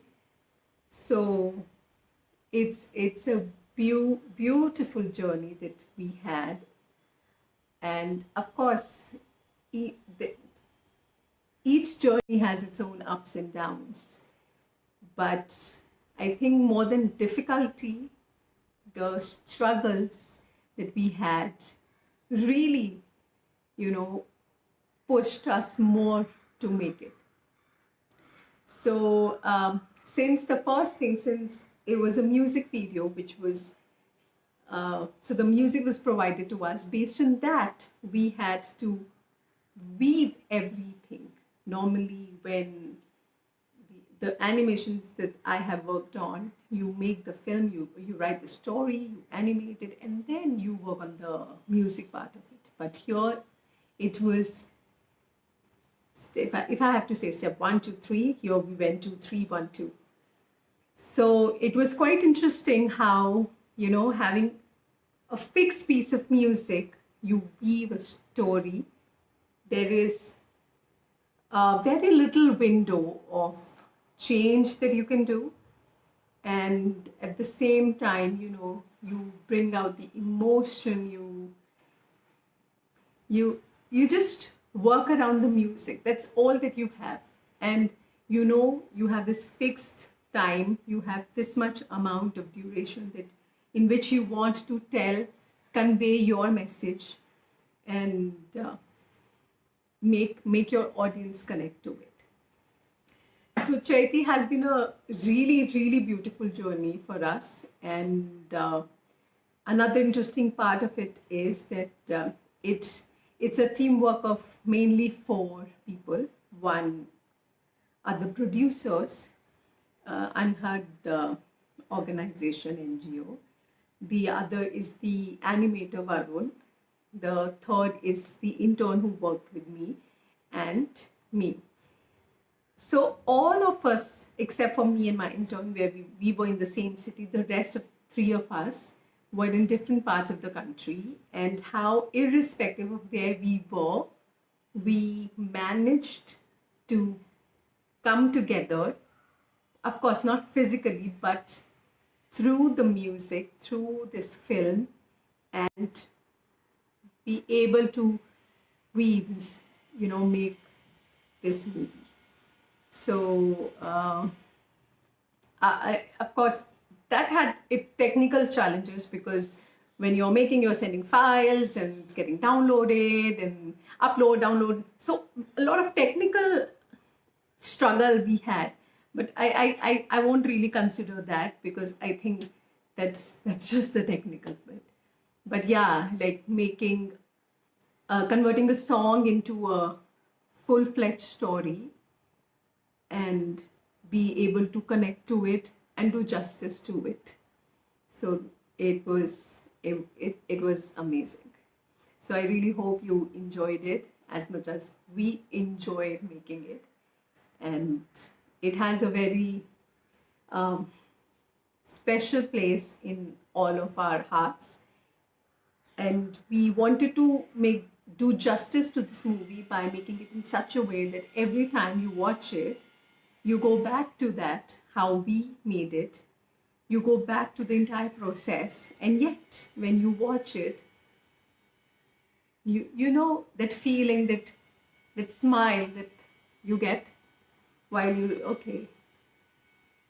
I did a good job. So yes, I think that's the purpose, and that's the purpose it has solved, because even today, every time I watch the movie, I go back to the time how the entire movie was made, how it was slowly and steadily we finished it, and still we get connected to it. So yeah. Okay, we have Ms. Sonal Gupta Baswani with us online. Hello, congratulations. Hi, namaste. Namaste. How do you feel now? I am extremely happy. My heart is beating really fast. Okay. And I'm very, very humbled to be here. Right, thank you. Well, let's listen to what John says too. Yeah, thank you for the presentation. Thank you for the music video. I've watched the music video as an outsider, and if I remember correctly, it was in homage to, well, the singer has deceased or something like that, right? And so I don't, unfortunately, I've not known about the singer. I've not known of the significance. So maybe there's some lacking in my understanding of the whole piece in context. And then it's just interesting that you mentioned that this was a backward process for you, and you recognizing the music and coming up with images that represent her music. And to me, and maybe it's because I'm not, you know, I'm an outsider, but the artistic choices, the design choices that you made wasn't, it seemed very original.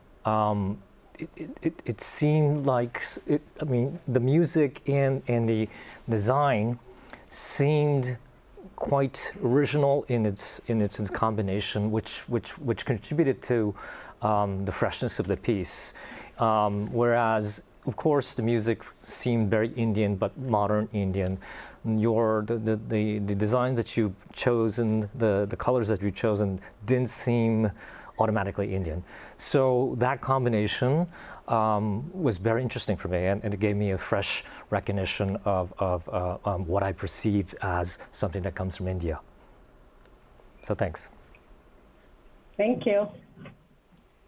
Right. Okay. What about you, Joe? Can I have your comment as well? Yes. First of all, nice work. And I like the color and the screenshots, all of them, and the music, of course. For me, it's more like a meditation music. I can listen once again. I like the music very well. And it's the interesting part is that, you know, you talk about the spring, the reveal, that how the Mother Earth has been changing and seems past and like past. You know, like we have right now the pandemic, the lockdown everywhere, that actually the Mother Earth here. So, you know, once when we, the human beings, start working again, then we are start becoming the Mother Earth again. So what would be the good thing for the natural we don't know yet? So, like, listen to this kind of meditation music and think about the natural. I mean, for me, the feeling is very complicated. It cannot say it's like a good feeling or bad feeling, but it just makes me think, what would be the best for the future? I mean, for nurse or for human? I don't know. Nice work. Okay, so Mrs. Sonal, can you tell us how you feel after all the comments? So, first of all, thank you so much. And I just wanted to add something that, in fact, the lead singer of the movie, Sonakshi, even I haven't met her ever. Like in person, I haven't met her. And I'm an illustrator. I do children books.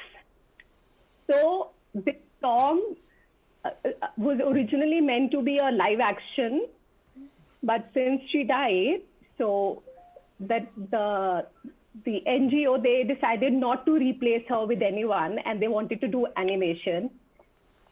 So it was so nice, you know, everyone wanted to tell a story, and we all came together, irrespective of where we were or how we were.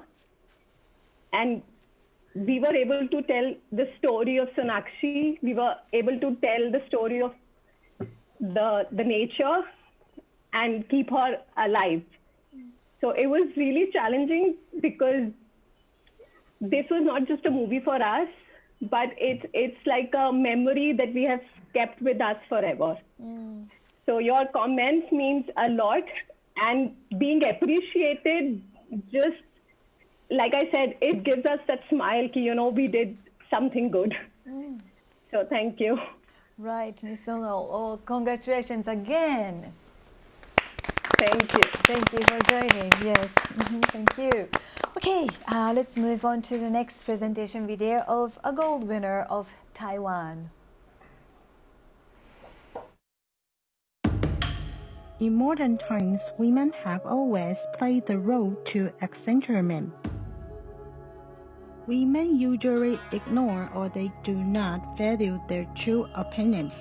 Therefore, we want to spread people should get fair respect and treatment no matter who they are. We all live in this world and we hope the power to make the world become better. To integrate the role into the scenes perfectly, we think it's the most difficult thing to make. We used many different perspectives to tell the story many times. Our scenes were created by various kinds of brushwork, which makes the roles not go well with the scenes. In this part, we are going to talk about our problem solving. First, we did not use contour to draw the roles. We used the color to character them, but we also preserved the brushwork. Second, we improved the role performances by using light and retouching. We adjusted and tested for many times. For the animation, we used frame-by-frame animation. We discussed how to present the hair in our animation. We want to create the impulsive images. We revised our work again and again. Finally, we finished this animation successfully.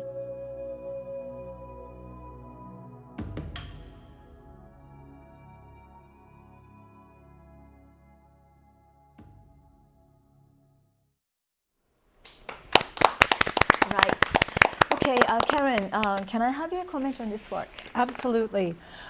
First of all, congratulations. This may sound very strange, but this reminded me so much of sort of an underwater film crossed with a Disney film, because even the hair of all of these courtiers and the bad guy, as well as the emperor who turns out to be female, is trying to escape. Everyone is looking for freedom, and you know, it seems that everything is always moving, and it's really wonderful animation. It also reminded me a little bit of sort of Marc Chagall's work in his flying and his colors in his paintings. I think it's really important, of course, to use a story like this set long ago in the past to remind ourselves that we still have problems with equality, with gender equality, with other issues where people may be oppressed and looking desperately to find freedom and fly away from their lives, but told in a style that's also in some ways just so beautiful and illustrates the story with every frame and every character choice. And I really loved the film. Congratulations. Thank you, Karen. Okay, next, how about you, Joe? Can I have your comment as well? Yes, thank you. Nice work, and I like 2D drawing as usual and as always. I like actually the hand drawing it's more, I mean, to me, enjoying is really difficult to have it down in other days, which that it takes a lot of time, a lot of techniques, which that will make the film, I mean, the animated smooth and like water flow. And the Empress that turned into the Emperor, and somehow she found out she had to live on her own, like a bird out of a cage. I like that. And yes, we all try to live as free as possible and to live what we are, but actually we can't. So this is why when I'm watching this clip, I start to think about what's inside of my heart. What my original thoughts of freedom of myself. Maybe somehow I will no longer doing what I'm doing right now. I may chase my freedom. Yeah, that's my comment. Okay. Thank you, Joe. Right. Okay, then let's move on to the next presentation video of a gold winner of Singapore. Hello, DigiCon6. I'm Harry. I'm Henry. Our short film 巨人 is based on 3 poems written by Tan Swee Hian. It is written in different periods of his life, and all 3 poems are titled 巨人, but they are all talking about the struggle early pioneers had to endure to achieve what they set out for. The most common question that we get is that why did we choose newspaper? So because the poem is about the people who are actually making big changes to the world, and if you think about it, normally these people have contrarian views and they dare to lead changes. And normally when these are the people you find on newspaper where they're being glorified or remembered and being publicized on newspaper, which is why we wanted to create this animation just purely based on newspaper. There are several challenges in creating an animation using newspaper. For the rig, because it's a story about survival, we needed a fish that can swim, jump, and most importantly, struggle to breathe. So we had to experiment a few variations of the exoskeleton before coming up with a rig that can bend his body and expand and contract his stomach and move his mouth. Creating the skin of the fish was tricky as well.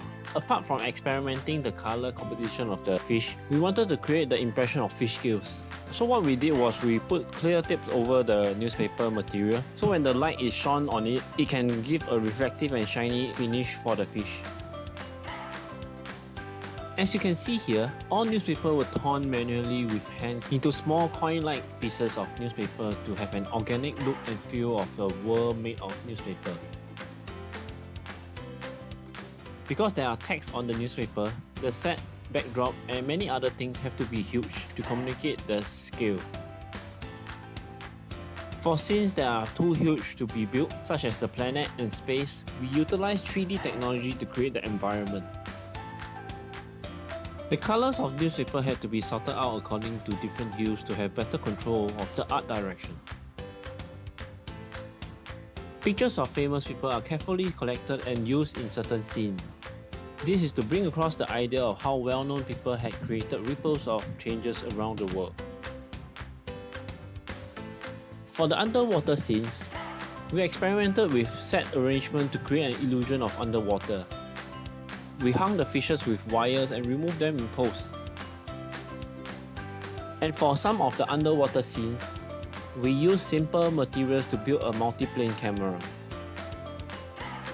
We experimented with several types of movement, trying out different ways on how the water travels through the glass panel. The flow of water needs to look chaotic, but at the same time it needs to have a flow. Apart from using lights to communicate the depth of the underwater scene, lights are experimented to give some of the scene a sense of surrealistic setting.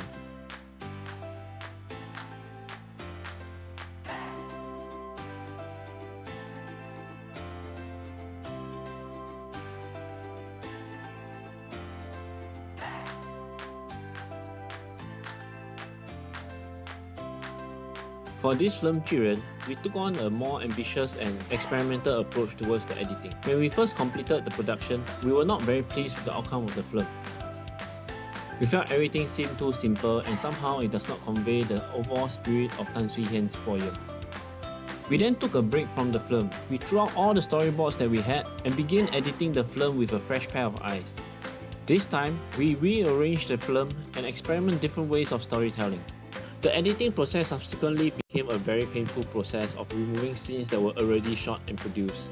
Key elements such as a giant shaking the earth and a scene where the fishes fight for food were entirely removed. They were deemed either a distraction to the overall film or diluting the overall spirit of the concept that we wished to convey. As a result, we had to shoot new scenes, and to our surprise, some of the new shots turned out to be beyond our expectation. Hope you all enjoy our short film Juren. All the best, DigiCon6! All right, we have Mr. Henry Tuan with us online. Congratulations, Henry. Where's your brother? Thank you. My brother is not with me at the moment, but he is watching the video, the live stream video. Okay, so how do you feel now? Yeah, I'm feeling very happy and excited at the same time because, and also I'm very impressed with all the other participants' work, all the Gold Award winners from all around Asia. Okay, right. Okay, Johnson. Yeah. Let's hear what you know. Yeah, I mean, it's thanks for the presentation. I super enjoyed it. Really, it's like, I mean, yours is one of these films where it makes, I mean, visually, it's super captivating. That was my first impression, and it had a very good rhythm. A flow to things, although I didn't understand what the hell you were trying to do, which made me want to see it again. And it's one of these films that, and the fact that you use newspapers and same, you know, like kanji in Singapore and Jinbun Kagaku, I don't know how you say it properly in Chinese, but you're dropping all these hints, either conscientiously or non-consciously, and we're trying to figure out for each of these sequences what you're trying to convey. And so it's one of these pieces that it's super visually compelling, but it's super tiring mentally, because either, you know, I'm feeling that I'm not following the hints that you're dropping, or I'm overthinking. And so that was our experiences watching the film and seeing the presentation. There was a huge gap seeing you two and how you presented. You two seemed so joyous, you know, because I was thinking it was a very serious political kind of statement kind of thing, and you guys would be so serious and thing, and your presentation video is so joyous. You're using this very quirky pop music behind the presentation, and then you tell me that you re-edited and taking out all the giants and stuff. So I feel played. But I think it's a good thing. You know, everything that the conscientious decisions that you made in editing and choices, I think worked, which elevated, you know, the to a certain highbrowness, you know, of the short. So congratulations on that. Thank you. Oh, your fish is with you. Yeah. Good. Okay, let's hear what Neko-san says. Well, I have doing some stop motion animation before, so I can imagine how difficult to make this stop motion animation, because you're looking for very realistic movement for the characters, not cartoon movement. So and because the model is very fragile material. Maybe you have a skeleton, but still it looks fragile. And the tear off of the papers, I think it can drop off anytime. So it's very hard to control everything. And the whole thing is very unique because the material is newspapers and magazines. So these materials already have some message bring out. And then the choice of I think you have the choice in use of the Chinese characters, some here of the magazines, so they enhance the context of the whole thing.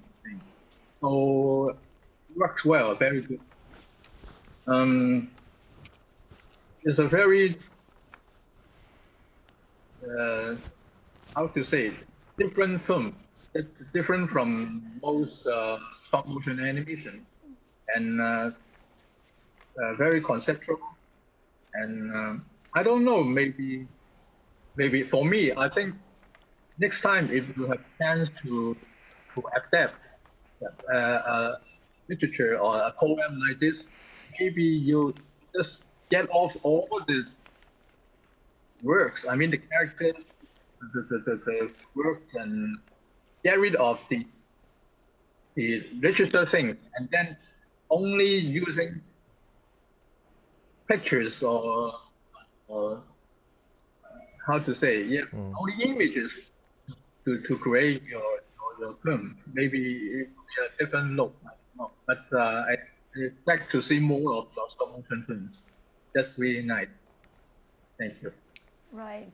Thank you, Neko-san. So, Henry, how do you feel now after listening to all the comments? Thank you for the comments, and I really appreciate that you all spotted the Chinese characters. So I just want to explain that the reason why only the red fish is made with Chinese newspaper is because we wanted to show the Chinese, Singapore, majority of the immigrants are Chinese, and whereas the land, all that was made in Malay, and also English text of newspaper. Yeah, I can see your intention. That's good. That's good. Yeah. Right. Okay. Henry, congratulations, and please say hi to your brother, Harry. Okay. Okay. Thank you. Congratulations again, and thank you for joining. Thank you. Okay, let's move on to the next presentation video of gold winner of Indonesia.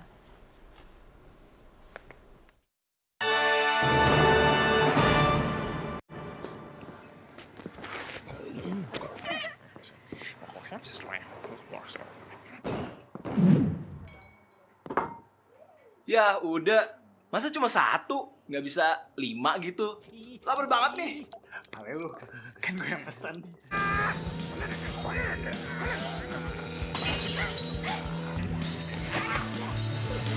Rendang 2 ya? Masih lapar nih, tinggal 1. Halo semuanya, perkenalkan nama saya Andri, sutradara dari film Rendang of Death, Gold Winner Regional Indonesia. Pertama-tama saya mengucapkan terima kasih kepada segenap juri serta panitia DigiCon6 yang sudah memilih dan mengundang kami ke dalam perhelatan ini. Sayangnya kita tidak bisa mengobrol langsung. Semoga teman-teman yang lain baik-baik saja di rumah masing-masing. Saya sendiri adalah animator dari Perkolab Galaktik, sebuah studio kreatif yang bergerak dalam animasi, desain, film, serta iklan. Kami berlokasi di Jakarta, Indonesia, tapi tentu saja karena adanya pandemi COVID-19 ini, kami semua sedang bekerja di rumah untuk sekarang. Rendang of Death sendiri bercerita tentang 2 orang sahabat erat yang harus memperjuangkan pertemanan mereka yang rapuh setelah dihadapkan pada satu piring makanan favorit mereka, yaitu rendang. Tidak hanya mereka, tetapi semua orang di dalam restoran pun ikut memperebutkan piring terakhir rendang tersebut dalam sebuah pertengkaran khas Indonesia yang disebut tawuran. Kami berusaha membuat Rendang of Death sebagai film yang menarik, menghibur, dan dapat dinikmati semua orang. Yang utamanya sebenarnya menceritakan tentang kehidupan sehari-hari di Indonesia yang mungkin terlihat tidak biasa. Bercerita sedikit, lokasi tentang tempat 2 sahabat ini bertengkar terletak di sebuah restoran khas Indonesia dengan bentuk atap yang unik dan bernama Restoran Padang. Padang sendiri adalah daerah di Indonesia dan salah satu makanan khas dari daerah tersebut adalah rendang. Hampir semua orang Indonesia suka dengan rendang. Restoran Padang sendiri bisa ditemukan di hampir seluruh sudut kota Jakarta dan merupakan tempat di mana orang-orang istirahat untuk makan siang, tentu saja tidak tawuran. Kami membuat film ini dalam waktu sekitar 2 bulan dengan 7 orang utama yang bekerja sebagai animator dan background artist. Kami pun meminta bantuan kepada teman-teman lain di studio untuk mengisi suara. Jadi bisa dibilang Rendang of Death ini adalah hasil kerja keras satu studio. Kami memulai proses dengan menulis outline kasar yang menggambar dalam bentuk thumbnail untuk memilih dan mempertimbangkan scene yang butuh ditambah atau dikurangi. Setelah terlihat berjalan cerita, kami terjemahkan dalam bentuk storyboard. Setelah storyboard, berlanjut ke storyboard animatik untuk menentukan perpindahan scene yang baik sesuai durasi filmnya. Terutama karena ini adalah film action yang memiliki banyak perpindahan adegan. Proses animasi sendiri berlangsung sekitar 1 bulan, dengan proses post-produksi untuk editing dan musik berlangsung sekitar 2 minggu. Film ini pun adalah film action pertama dari studio kami. Inspirasi utamanya adalah animasi pendek Bar Fight tahun 2006 dari Christy Caracas, sebuah film yang menceritakan tentang pertarungan di bar dalam teknik animasi 2 dimensi. Studio kami pun biasa menggunakan animasi teknik 2 dimensi, jadi kami pun ikut membuatnya dengan menggambar secara digital. Untuk lokasi cerita, kami mengadakan riset kecil-kecilan dan mencoba makan siang di restoran Padang dekat studio kami. Desain karakter yang ada di dalam film terinspirasi dari berbagai macam orang-orang yang datang ke restoran Padang.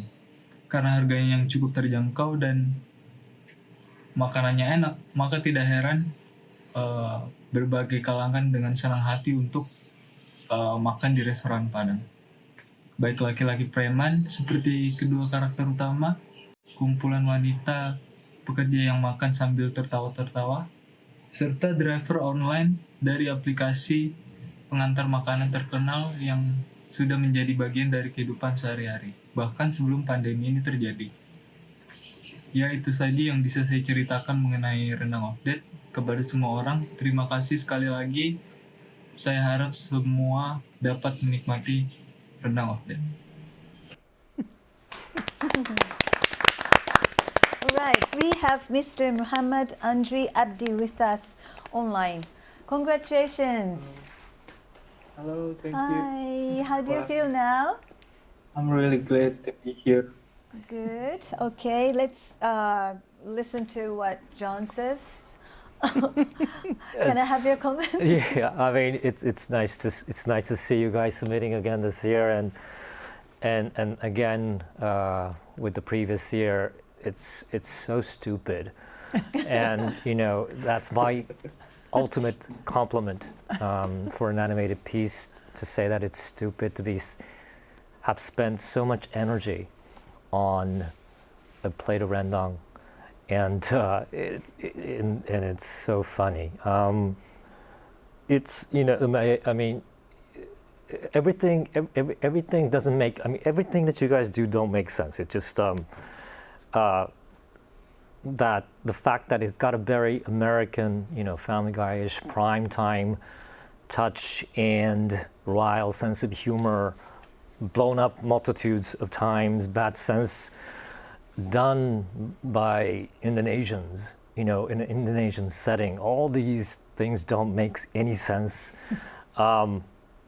But, you know, you've dug really deep into the characters, and I'm sure if I was an Indonesian, I would understand the backgrounds of each of the characters that you've created, which probably gives it a certain believability and you know, rile up the funniness as well. And I especially like that one scene where a dinosaur comes in from the window and eats up a person, because it just doesn't make any sense, and it's wonderful. So yeah, congrats on keeping, you know, this antic going on. And I hope to see more of these craziness from your studio. Thank you. Really glad to hear that and really appreciate it. This is our first action comedy animation.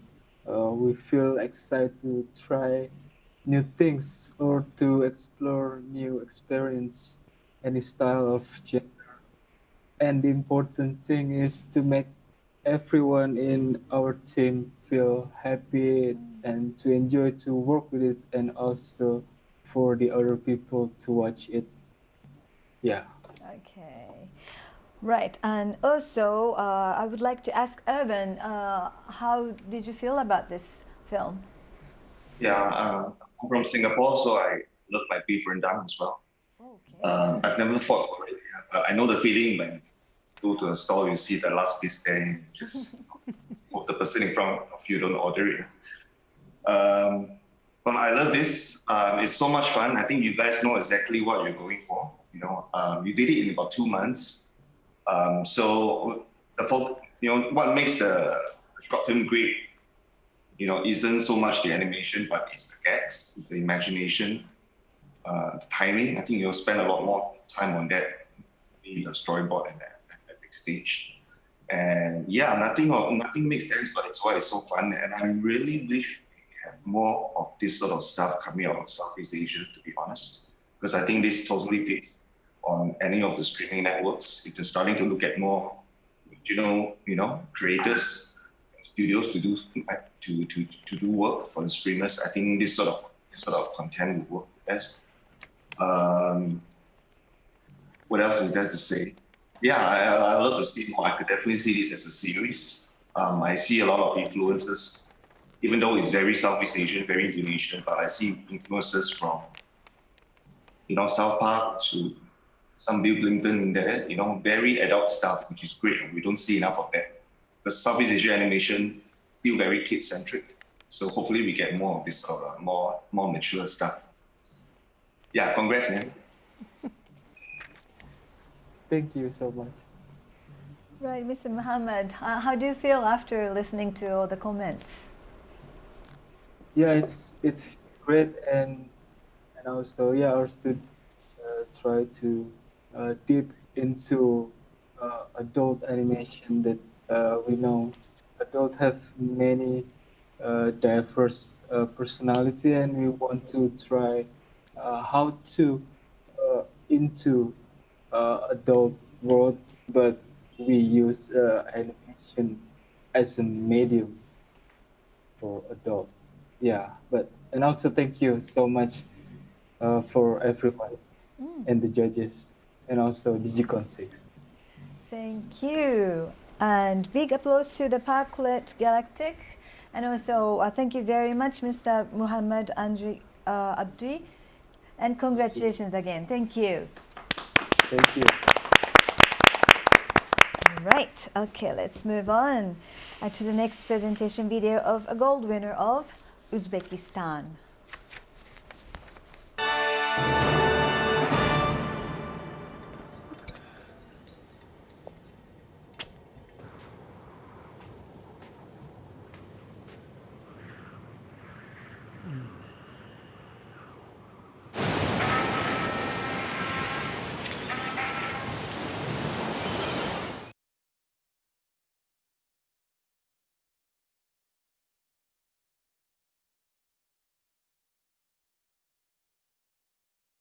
Cho'lda yashovchi yolg'iz chol o'z orzularini quloqchinlar, ya'ni naushniklar orqali topadi. Film o'tmishni, yoshligini, bosib o'tgan umrini ko'ra olish haqida. Ko'rmayapti, lekin ko'ryapti. Aynan nimaga bu mavzuga qo'l urganimizning sababi ancha yillar oldin Kemalar qabristoni degan iborani, bizda shunaqa joy borligini eshitgan edim.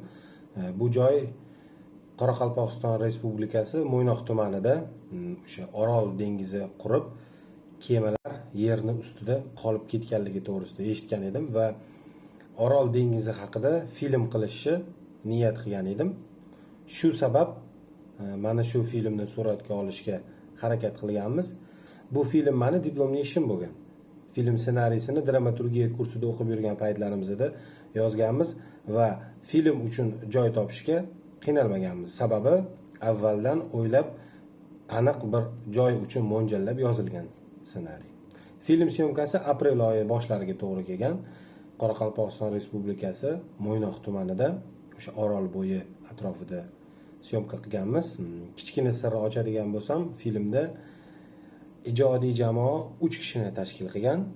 Biri postanovkachi operator, ikkinchisi postanovkachi rejissyor o'zim, va uchinchisi Qoraqalpog'istonda bizning kursdoshimiz bo'lgan.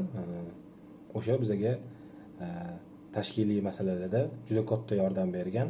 Filmimizda umuman professional aktyorlar ishtirok etmagan. Sababi ssenariy boshida yozilayotganini o'zida men o'ylaganman, o'sha dengizchi chol rolini aynan dengizchini o'zi o'ynashi kerak. Aktyorlar men so'ragan narsani, men bergan zadachani o'ynab bera olishiga ko'zim yetmagan, ishonmaganman o'zim ham.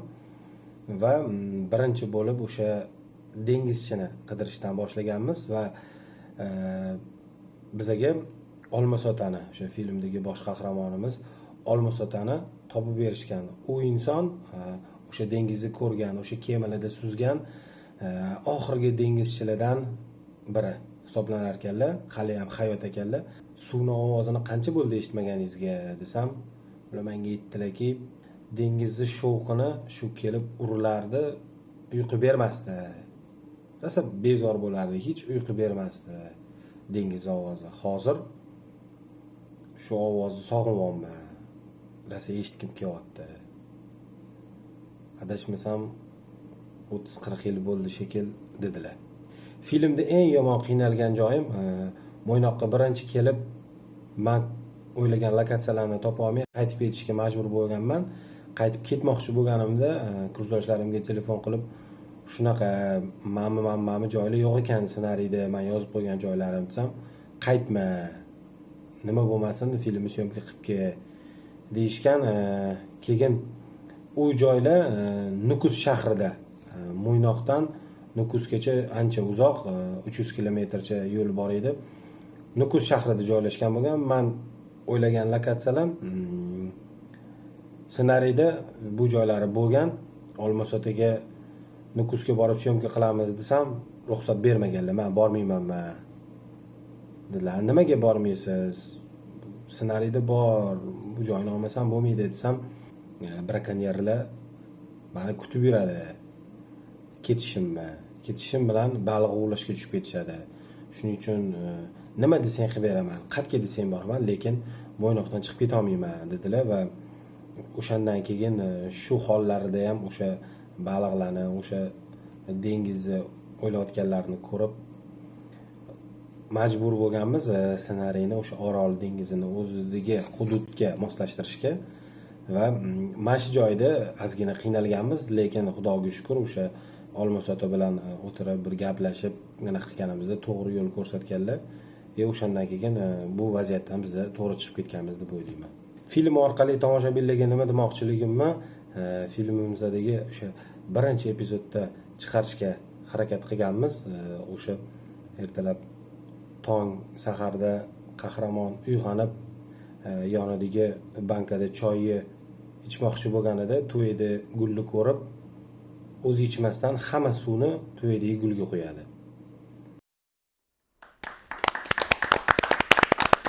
Okay, we have Mr. Abrol Samganov and Ms. Soraya, an interpreter with us online. Congratulations!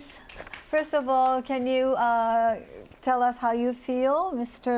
Abrol? Assalamu alaikum. Hello, everyone. I feel great. Okay. Thank you so much. Thank you. Great. Okay, then, Karen, Yes. can you share with us your comment on this work? Congratulations. You should feel great. This is a film that all of us were so impressed by that we asked to watch it again. And we talked and talked and talked about it.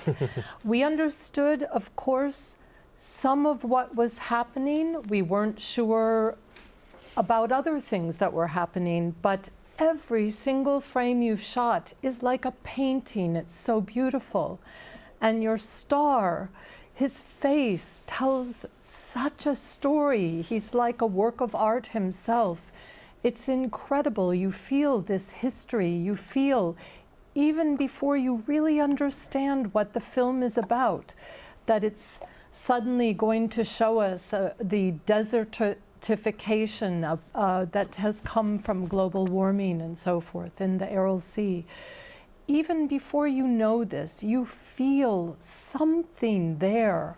And you set us up, of course, with those photos on the wall and little hints like the jar of water, the jar of worms. And this is what I have to ask you. What is he selling those worms for? This was something that we had a little disagreement about, and I hope you can tell us. Because the men that he was selling those worms to did not look like fishermen to me. Bu qurt nimaga sotishini sir deb aytsak bo'ladi. Sababi shunaqa tadbirkorlar bor. Shu qurt olib sotib o'sha narsa bilan shug'ullanishadigan. To'liq ularning vazifasini ayta olishim mumkin. We'll keep it a little secret because there are entrepreneurs who really sell these worms for business, but we cannot share like what is it for. You see, I thought I was right. There's a secret going on there. That's what I thought. And that scene, I watched it again, you know, is amazing because you have all of these hints, but we don't know exactly what it is. And finally, at the very end, when your old fisherman puts in his iPod and listens to the crashing waves, just amazing. So congratulations on this really beautiful graduation work. I hope you continue making films. Thank you. Thank you. Right, okay. Let's listen to Anji's, can I listen to your comment as well? This is my favorite film, I can say. Because before you explain in this presentation, I can see that this film is work between the fiction, but also the touch of a documentary side. Then I realized from your presentation that this film is actually following the fate of this film itself, because you met with your actor, then you follow all the the difficulty to include your actor in this story. For me, your story on finding your actor is a level of documentary that you can actually showing as a part of the story itself. Then I do realize also that you came to the real location to tell the story. That's also the art of the documentary, that as the touch of the film, as the it feels like a hybrid film, which I like so much, those kind of approach. But regarding the mystery that you shown to us about the worm, but also the whole story of the film, I can make a decision that I just watched a science fiction film. Because I feel the feel of the apocalypse, the post-apocalypse film, like in a place that actually the world is near to the end, but the humankind is actually saved by the worm. So that's the science fiction that continue running in my mind after watch your film. It's very good because your film is not stop when I stop watch the film, not the ending when the credit title is up, but your film is start to play again all the time. Start from last night, I watched your film until now. So I love your work, Abrar. Yeah. Okay, Mr. Abroad, can we hear how you feel now after all listening to all the comments? I'm very happy. Thank you so much, everyone. Thank you, comments. Okay, right. Thank you very much and congratulations again. Thank you. Okay, let's move on to the next presentation video of a gold winner of Korea.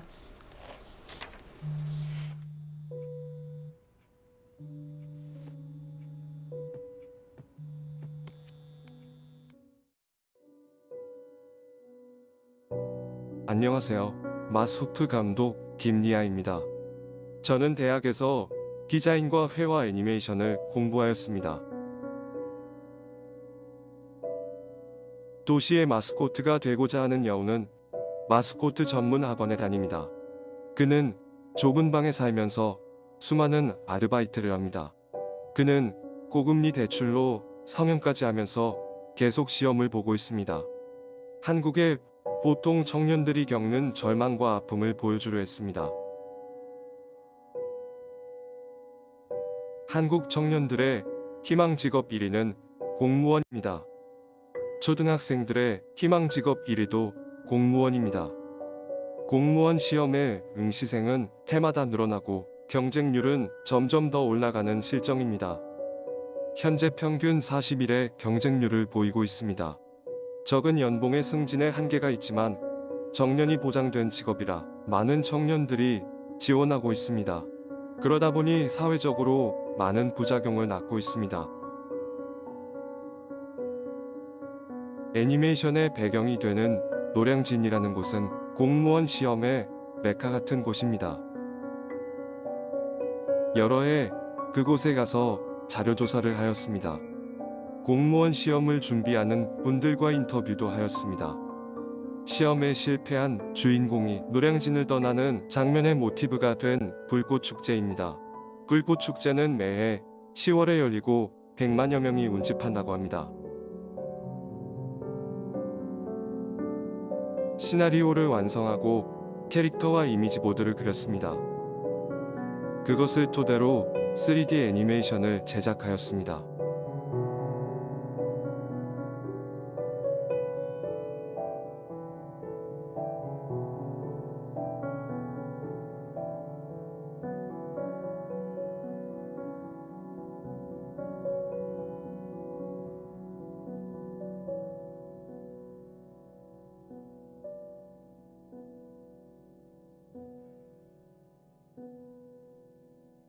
소개 영상 봐주셔서 감사합니다.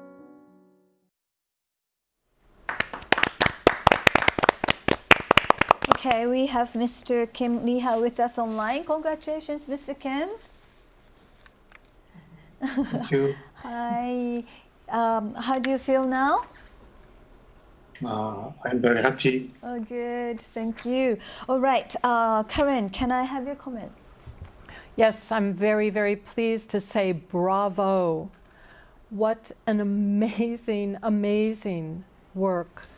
It's not only beautiful to look at, it's so emotionally devastating, and it is about so many important things, as you said in your introductory video. It's about the malaise in Korean society, which of course is a malaise that is felt by young people all over the world, especially now with COVID. Everyone is struggling to find themselves, to be better, to be more, to be something other than what they are. And in this film, poor Mr. Fox does everything he can to survive. He works so many jobs, just like so many young people today. And he tries so hard studying, saving money to get plastic surgery, which we all know is something he really didn't need to do. He was beautiful already. Doing everything he can to be something other than what he is. And the animation is extraordinary too. I mean, the fox is very fuzzy about his own identity and his own sense of confidence, self-confidence. And so too is the animation. Everything is fuzzy. The whole world around him is fuzzy.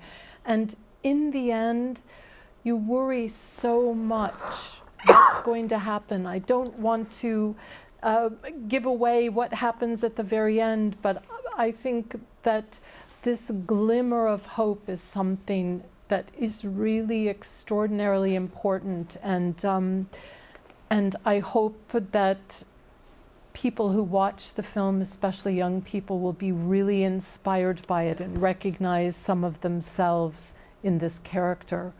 Bravo, brilliant, brilliant work. Thank you. Okay, how about Arvin? Can I have your comment as well? Yeah, I watched the film and it was extremely depressing. Yeah, totally destroyed me in many ways. And because of that, I think it might be my favorite of the films. Because and the film touched on issues that, in some ways also prevalent in my country, Singapore, where, there's a very imbalanced sort of work-life situation. I think it's very normal for people to work 45, 50 hours a week. In Korea, it's similar. In some ways, Korea probably is even more pronounced, about suicide rates and all that. So these are all real issues in many of these very highly developed cities.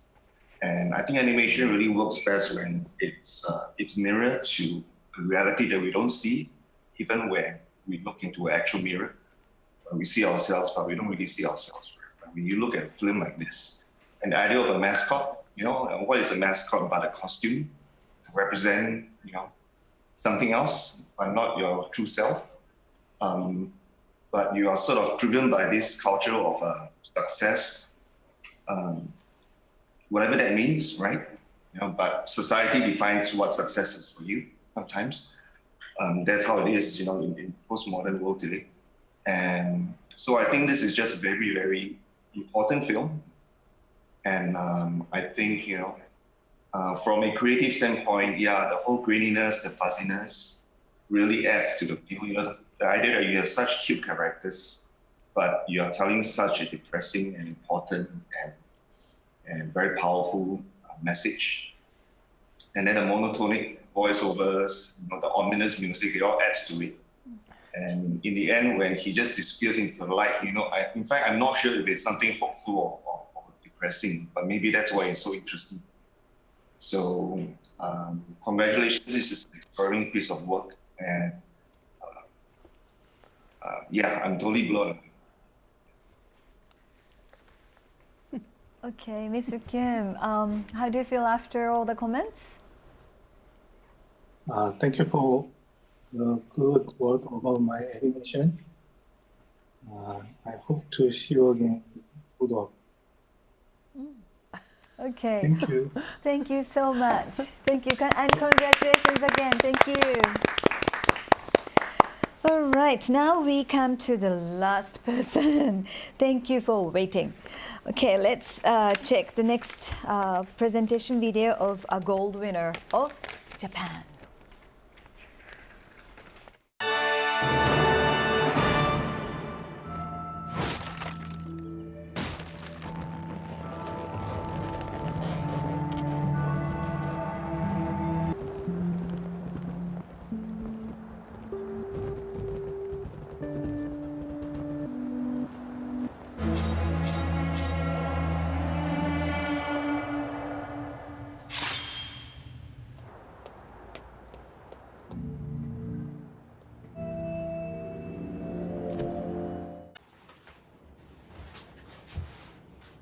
Hello. I'm Isaac Kaneko. I feel honored that the balloon catcher is a part of DigiCon6 ASIA. This animation is about an ex-human, him, who lives in the balloon human city, but unfortunately his sharp braid frightened the balloons and he was always alone, and one day he got involved in a serious accident. I wanted to make animation which recalls something in the audience's heart rather than telling a specific message. Depending on their values, their interests, their experiences, each audience finds their own meaning when they see the ending sequences. And next, I would like to talk about the graphic style. I used a long chip brush to draw these slit-like lines, which reminiscence of a sharp blade of the axe. And not only adding a uniqueness to these lines, I staked them out. The aim for this is to establish a drawing style which gets vivid in a movie, not in a static image. Once the animation is played, these sticking out lines shrinks and stretches out from these characters and sting their surrounding world as if they are looking for a way to bridge the axe and his surrounding balloons world. Thank you so much for listening my presentation. Stay safe and healthy. Goodbye. Okay, thank you for waiting. We have Mr. Isaac Kaneko with us online. Congratulations. Hello. Hi, how do you feel? Pardon? How do you feel? I'm so excited to be part of DigiCon6 ASIA, and then also it's good to listen to other animators' presentations. Okay, thank you. Okay, Paul, can I have your comment on his work? Yes, well, first of all, congratulations on a wonderful work of art. I remember your work last year, and to see the progression stylistically to this year and the use of colour is fantastic and inspiring. When I first saw this film, there were, for me, a feeling as a European, a kind of a postmodernist visual style in here, which I would love to hear more of your artistic inspirations and where your source material came for that, because it really had an impact on me. And I particularly liked your approach to the story, meaning something different depending on who the audience are and where they come from. For me personally, I certainly felt a comment on society and how maybe foreigners feel within a country or a location, or maybe a stigmatized culture in terms of how the axe or the scissor characters are within this balloon city. And one thing I would love to ask you personally is what your interpretation of the story is, or your feeling towards the ending.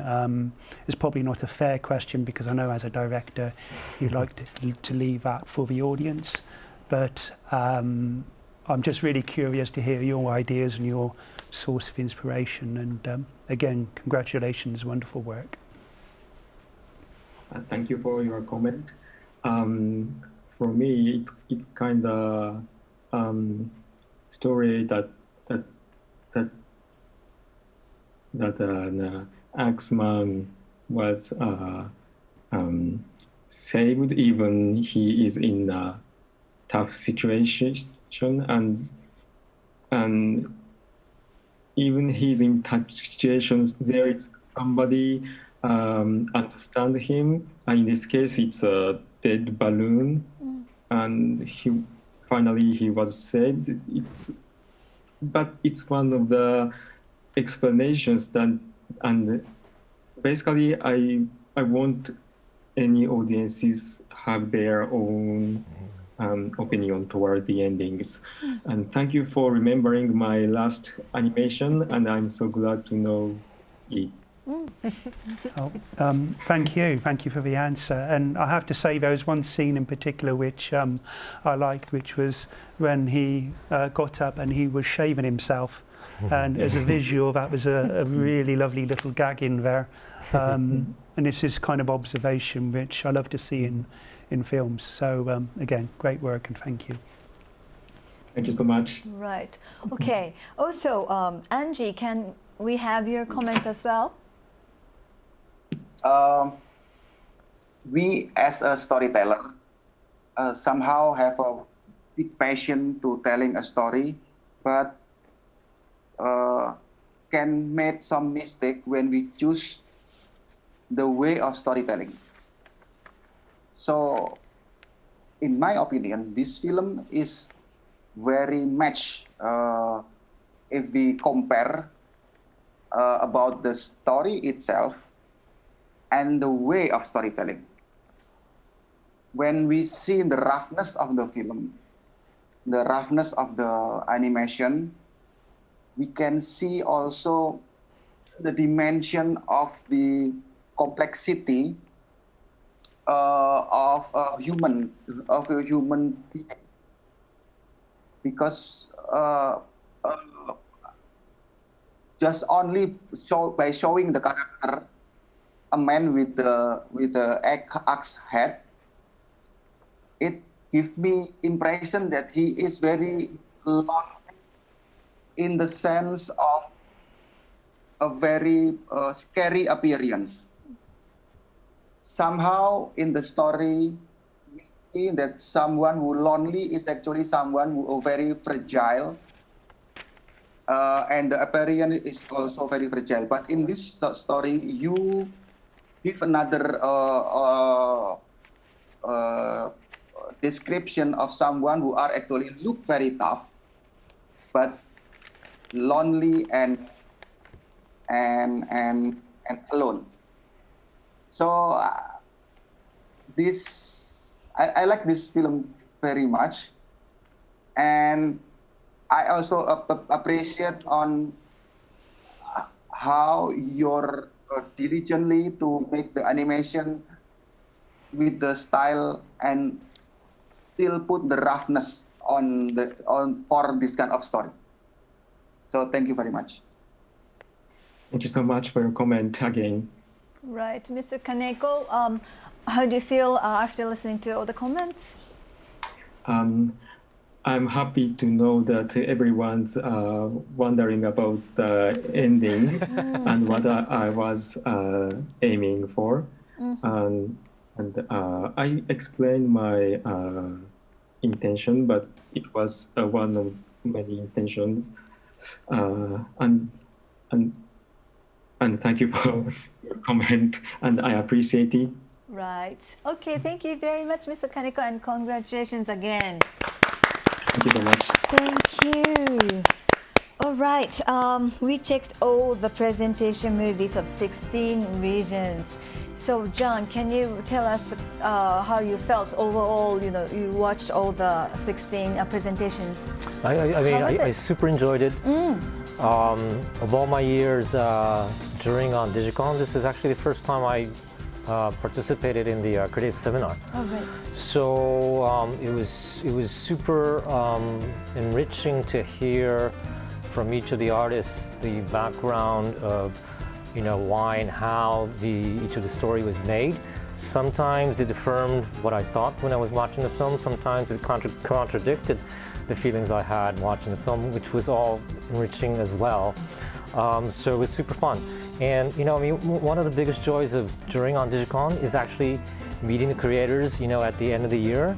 Unfortunately, we can't physically, but the fact that we were able to do so like this. And it's never the full experience, but being able to see each of the creators in their respective environments in Zoom, hearing the dogs bark, or hearing the chants, and it was kind of fulfilling. It kind of gave me an added insight into the backgrounds of each of the creators, which was, again, very, very enriching. So thank you so much, everybody, for the presentation, and thanks so much, first and foremost, for the great works that you provided us. Right, thank you, John. Well, we will find out which work will be the Grand Prix tomorrow at 22nd DigiCon6 award giving ceremony.